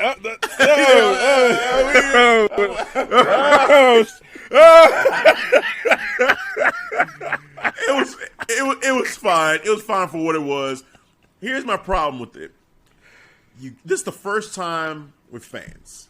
And we talked about this during WrestleMania when we were talking about Randy Orton versus The Fiend and maybe being a cinematic match. And I said, you cannot do that shit and have people watching a movie with fans there for the first time. I'm losing my mind if I paid a ticket for that. Yeah. Stadium Stampede, they basically did what I was saying you couldn't do. They did it. Yeah. They had essentially this match, according to this, the official time here, 31 minutes and 30 seconds. Yeah. About 25, 29, not even that long. It was more than that. 27. Let's say of those 31 minutes, there's probably 5 minutes that went on in the arena. And the rest of it went on in the stadium. And I heard it was pre-recorded, so they basically it was just happening on the screen for the crowd.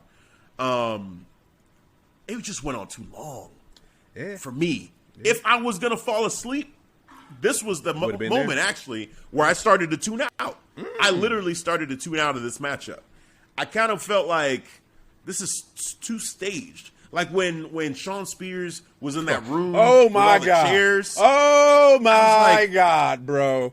What? I was like, seriously, and then they had a chair fight. I swear to God, I said this on the other review. I was doing the lightsaber sound effects. That's all I could think of.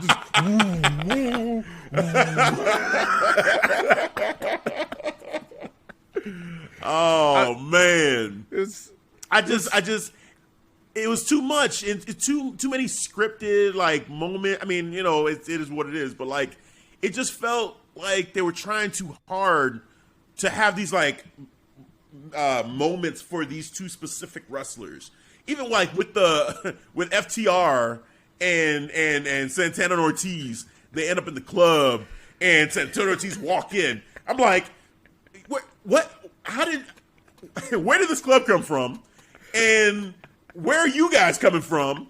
And then you got FTR and Tully standing at the bar just chilling, with their bandana, with the thing around their neck. Bandana's around the neck with cowboy boots on. I said, what is happening right now? Y'all look real comfortable. Y'all look real comfortable. What is happening? Just, some guys, what's going on? I said, I guess we're just chilling. We at the club. All right. This is the thing around the neck was killing me too. It's like, this supposed to be Cowboys? What is going on? Whatever. So then they meet up at the table. Like that. They meet up at the bar stools, and then pour each other drinks. I thought that was cool. Are we doing this? I thought that was cool. The pour the drink thing. I thought that was cool. Feeling that. You weren't feeling that? I wasn't feeling that. I thought that was cool. No, I said that little thing. I was like, yeah. No, that was cool with me. Just. I guess because of all the other moments like that were happening during this matchup, I kind of was like, no, man. Now you got this that you're doing too. Yeah. Now the funniest part about it was Conan in the background DJing. That was cool. That I was with 100%. Just having Conan in the background DJing, then he zoomed in. I was like, oh shit, it's Conan. So that was cool. I like that. But it's just, I don't know, man. It just felt like too much. Now, the other part that I like too later on, and I don't think I predicted it on the show, but I talked to one of my friends about this in general, that they asked me, do you think they're going to recreate the moment with Sammy Guevara when he was getting chased down? And I said, yes, but they're going to flip it. And I thought it was going to be Shawn Spears that was going to get chased down by Sammy Guevara. Yeah. Now, they had the security team doing it first with the motorcycles. And I said, I almost got it. Because they had that. And then later on, they actually did have Sammy chasing them down. I said, oh, shit. All right, cool. So that was fun to see. That was a fun little moment there. So I like that. Jericho and MJF's back and forth. Jericho's the king. So everything he was doing, I felt like it was entertaining. Even though it was over the top as well, it was entertaining. And MJF for Urban Meyer, throwing the footballs at MJF. And Urban Meyer watching as they were holy shit. Holy shit. Holy shit! Crowd like that. The bat being hidden in the office back there, that was kind of cool. I was like, all right, I have to suspend my belief a little bit. Like, he knew that this brawl was going to end up in that room, and he hit it right there. Like, okay, but it was fine. That part was okay. Now, fast forward, they finally get to the stadium. Yes. Jericho, MJF fighting in the stands, and MJF trying to throw Jericho off the top. That visually looked crazy, and MJF was busted open at the time, so he's got the blood streaming on his face, and he's roaring, ah! I was like, all right, I like this. I like the visual for MJF. I thought that was cool. Jericho then getting him, powerbombing through the table, getting the crowd hyped. That was cool. And then we had, of course, like I said, Sammy Guevara chase down Shawn Spears. They got to the ring, and it became Shawn Spears and Shawn Spears and Sammy Guevara one-on-one to end this matchup. They go back and forth, and then I keep calling him MJF. Sammy Guevara ends up getting the upper hand. After Shawn Spears had set up the chair in the corner, you got Sammy Guevara grabbing his arms. Shawn Spears, no, don't do it, Sammy, no. Shawn Spears is like, I did this to you, bitch. Curb stomps him into the corner. I said, okay. And then he goes up to the top turnbuckle, gets the crowd. Everybody's on their feet. And he raises his hands, jumps off, does the 630. Mm-hmm. 1, 2, 3. Gets the pin. I said, wow, okay, this is how we're ending it. All right. I was shocked because, you kind of naturally think it would be Jericho and MJF in the ring, or everybody would have gotten to the ring and then had a big brawl there with all the participants. But I liked the moment a lot for Sammy. Yeah. Because Sammy was the one that surrendered at Blood and Guts. So this was redemption for Sammy. So I like that. I like that they did it that way. So overall, I enjoyed the matchup, but I also felt like it just was too long. Like, I wish it was shorter. And I think it was borderline criminal that they had this matchup not in front of the people. Like, probably what they should have done, and someone had brought this up to me, they should have flipped Blood and Guts with the Stadium Stampede and just done Blood and Guts here at this show and had the Stadium Stampede match be the one without the crowd. Yeah. Just do it that way. Yep. And then I was almost thinking if that I felt the Stadium Stampede match actually should have been, just right. Like, I would have put Kenny the triple threat, the three-way for the AEW World Championship for the final match. I would have put it right. I would have put it after. Especially with how it ended up, the way I agree. Because that whole match is in front of the crowd. This was just, what, a good 28 minutes of it was on TV. Good 4 minutes was just watching, sitting there, just chilling. Like, all right, guess we're watching this on the Tron. All right, let's sing, everybody. Here we are. I'm coming. So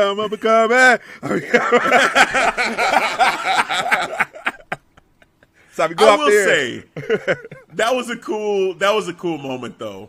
The show ending with the crowd singing the song.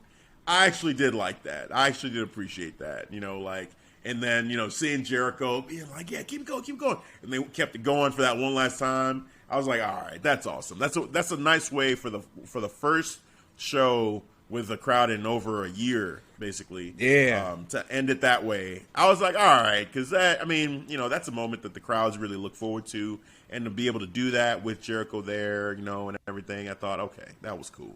So I like that. I just feel like I agree with you that having seen it, like the better match to end the show on would have been that triple threat. Yeah. Like just end it there. It would have been a way better, fulfilling matchup, just a match. Even though the heel won, like, shit, who cares? Like, it's great, it's Kenny. Just end it that way. I think that would have been cool. Right. But they wanted to, this was kind of, it felt like this whole show was basically a celebration of having the fans back.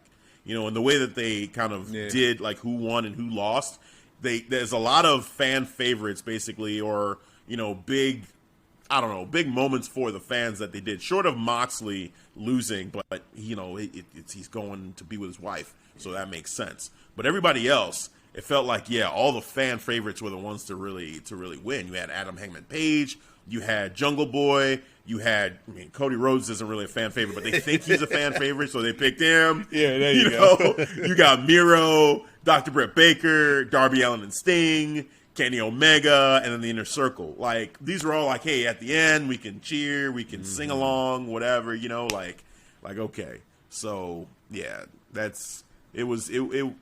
I get it. I get why they structured the way they did. So, yeah, man, we went through them all. I was one match away from a flawless victory. One freaking match away. If freaking Cody Rhodes would have done the right thing, I'd been sitting here with a flawless victory. But that's okay. That's okay.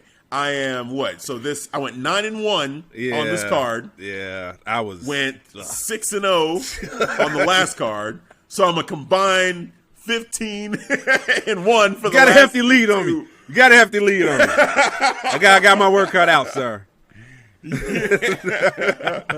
Let it be known for the records. I'm climbing the rankings, AEW. I'm climbing the rankings. I'll put in the work. Oh, man. Shout out to Britt Baker. Oh, yeah. So, final grade, man. I will give this a B. I'll give it a B. It just fell a little short for me for an A. I felt like it was a B plus. Good, I solid. gave it a B plus. I give it a B. I feel good about my B. I feel like it was just a good, solid, solid passing grade. That'll be plus. Okay. You know, because here's the thing. Like, you know, I think for me, you know, the Miro Lance Archer matchup made me feel like, oh man, this is like split. For Miro, it was amazing. Yeah. For Lance Archer, it's horrible. Fucking what? Yeah. What did you just? It was horrible. Exactly. Horrible. So. Yes. I can't get with that. And then the Cody Anthony Ogogo match, horrible. Really? Horrible. We're doing this, really? Yeah. Just no, man, no. So those two, like, and then I mean, even though I liked the Darby and Sting matchup, okay. I don't That's really the reason care. for the B. Okay. Yeah, I just don't care. I had like, fun with I had fun with Sting, so that's why Sting I was kept great. He was entertaining. Great. Yeah. But Ethan Page was, and especially Scorpio Sky. This is a big fail for Scorpio Sky, man. Yeah. This man is the face of the revolution. The face. Yeah. What does that even mean? You know, doesn't mean shit. He won a donut. Congratulations, sir. You got the golden donut. You got a donut. That is not the brass ring. Oh, we lied to you. It's a fucking donut. Yeah, somebody got your ass. Yeah, got him. Thought he got the brass rings. Right. Get out of here. Yeah. That's Cody's. Cody ain't never letting that shit go. Never. Oh man. So I give it a B. So you said B plus. B plus, man. B plus. All right. Because like I said, the two matches, the Miro, Lance Archer, and Cody Rhodes, Anthony Ogogo, didn't like it. So that's why I dropped it to a B plus. But I can see the reasons why you said a B. You said a Darby Allin Sting. Makes a lot of sense. I get it. Yeah.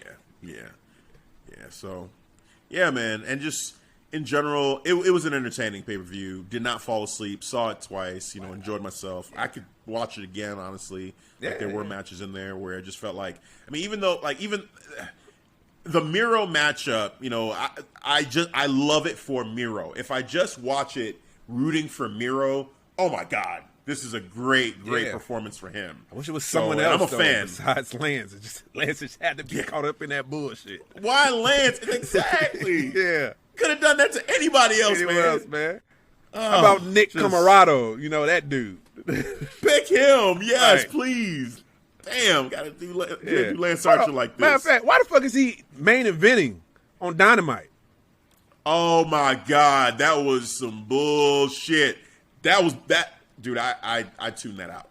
I tuned that main event out completely. That's the main event match with Dustin. That's who closes That's how the you show? end the show. You know damn well they wouldn't be doing this if they were going head to head with NXT or SmackDown or whoever. Like they would not, but they have no in that time spot. It's after SmackDown, so they ain't got to worry. It's like whatever. It's late night on the East Coast. It's super late. No one's watching anyway. It's goddamn midnight now, right? Right. So they're just like, fuck it, Dustin, get out there with the bull rope. Do something. Just like that is the main event. Really? I'm telling you, is 2 hours too much?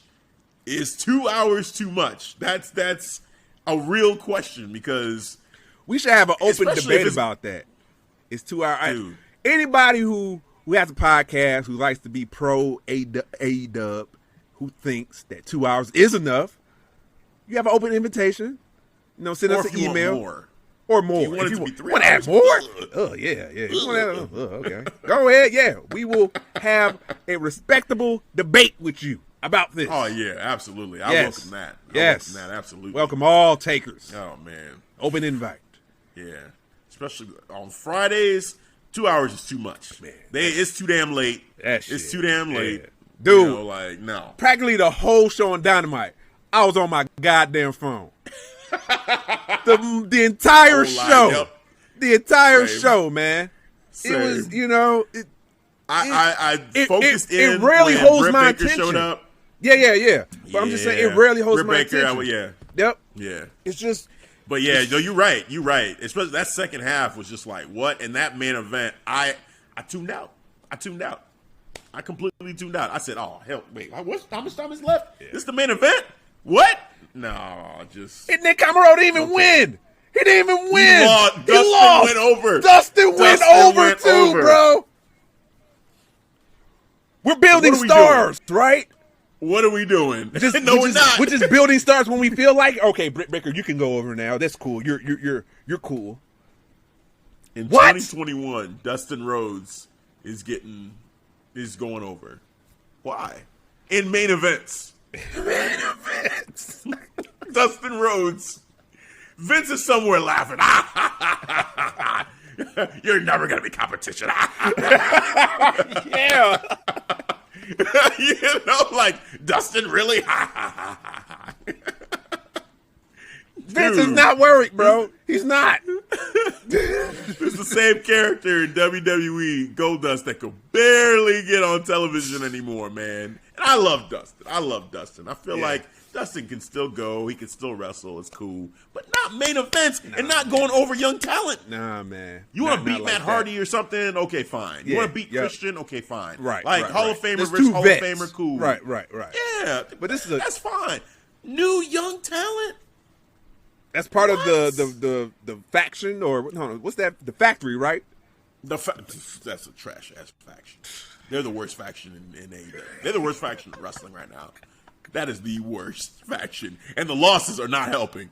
Granted, Anthony Ogogo, they won on Dynamite. Oh yeah, let me get your clump win. In a tag team.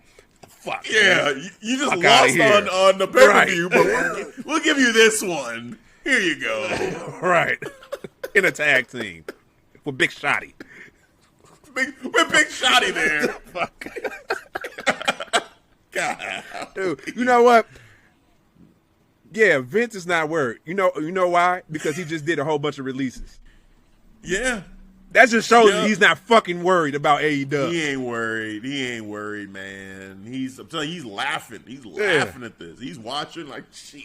Yeah, go ahead, Tony. Go ahead and get Braun Strowman if you want to. I saw what you did with Lance Archer. Go ahead. Hell no. That's why Braun is like, man, I ain't going over there. Not me. I ain't not doing me. That. Doing me like that. I'm going to take a break, y'all. I'm going to Hollywood. Fuck all this. Let me make my money. Right. Let me make some movies. At least Braun took a F5 from Brock. You know what I'm saying? He didn't get choked out. I'm the best, man. Shit, man. Under 10 minutes, Yes, I'm still chipping all that shit. 9 minutes and 50 seconds. Lance Archer got dominated. Yeah, he did. With help. Jake the Snake tried. God. He tried. Damn, Jake the Snake. Fuck your snake. Yeah. Fucking Miro. God. That was just a sad loss. It was sad. It was sad. Because oh my God, Jake the Snake was struggling to get the snake out, and it was like, what the fuck? Give me the snake.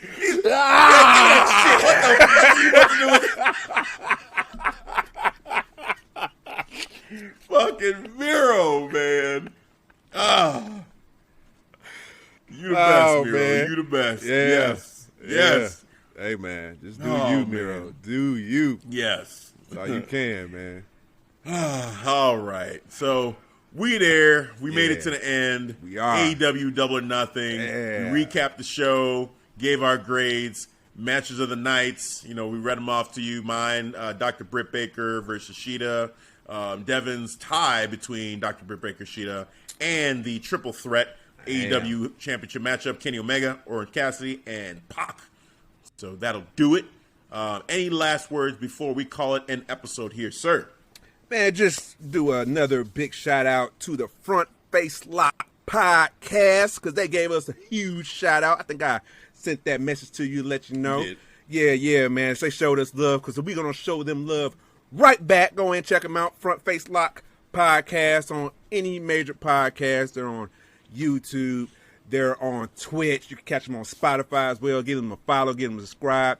Let your boys know that Clark Street sent you over there because they got some great content. They are definitely fans of wrestling, so check them out. Hell yeah. Awesome. And then, sir, please tell the people where they can catch us. Oh, yes, all the time. You can always catch us on the various social platforms. We got Twitter. We got Facebook. We have an awesome Facebook page, by the way, called the Clark Street Wrestling Podcast Community. Go in and hit that. Go and follow us on Facebook. You hit that join. We will embrace you. We will have you in. We'll open the gates, and we will show you all the love and goodness, and show you what true fans of wrestling is all about. You can always follow us on TikTok. And by the way, our TikTok page is blowing up. We're on. I think we're getting close to 2,200 followers on the TikTok. Nice. Yes. All right, and then of course follow us on Instagram and YouTube, and you can follow all those social platforms on our website, clarkstreetwrestling.com, ST for the abbreviation. I'm going to mention our YouTube page again because we got 141 subscribers, so we are really growing. So go ahead, if you follow us on the Spotify, on the audio, you want to see our beautiful faces, go and follow us on the YouTube, hit that subscribe button, and we will appreciate it. And I must talk about our merch. Yes, I'm not going to talk about this merch. I'm going to talk about the new merch we got. The tribal, the tribal chief of podcasting in the right-hand co-host. New shirts we got for you in the beautiful black attire. I am the tribal chief of podcasting with my right-hand co-host. I don't know who that is. The people know who that is. Nobody's bitch. They acknowledged us. Yes. Check it out. All right. I'm gonna do some editing, so I'm gonna put it out there so you can see it. So you can see the beautiful merch attire we have. But check it out on our beautiful merch site, clarkstreetwrestling.com/store. For your pleasure. And don't forget your motherfucking beach towels as well. We got beach towels. We got 4 different beach towels. Not 2, 4. This logo behind me, the logo you see behind us, and the tribal chief of podcasting in the right-hand co-host, beach towels. Yes! We got them on the beach towels. So go get them for your pleasure.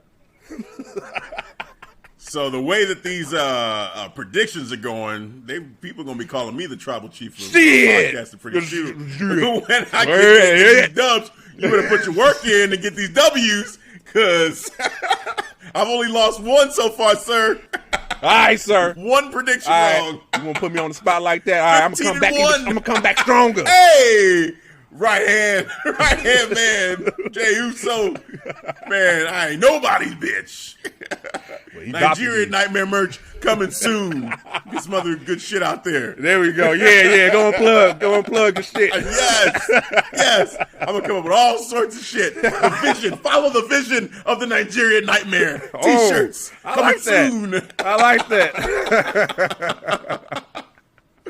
All right. Man. We're having fun here. We're going to have some more fun for our number 200 episode coming to you soon. It's going to be coming real soon, and we're going live for that one, so that's going to be a lot of fun. Can't wait to do that and just get the comments going during the podcast and responding and reacting and just being able to interact with you guys live, so that'll be really cool. Looking forward to that. For this episode, that is going to do it for this recap episode of Double or Nothing, AEW's pay-per-view. That is going to do it. So for Devin, I'm Hafeez. We'll catch you guys next time. Peace. All right, guys. Thanks for listening to the Clark Street Wrestling Podcast.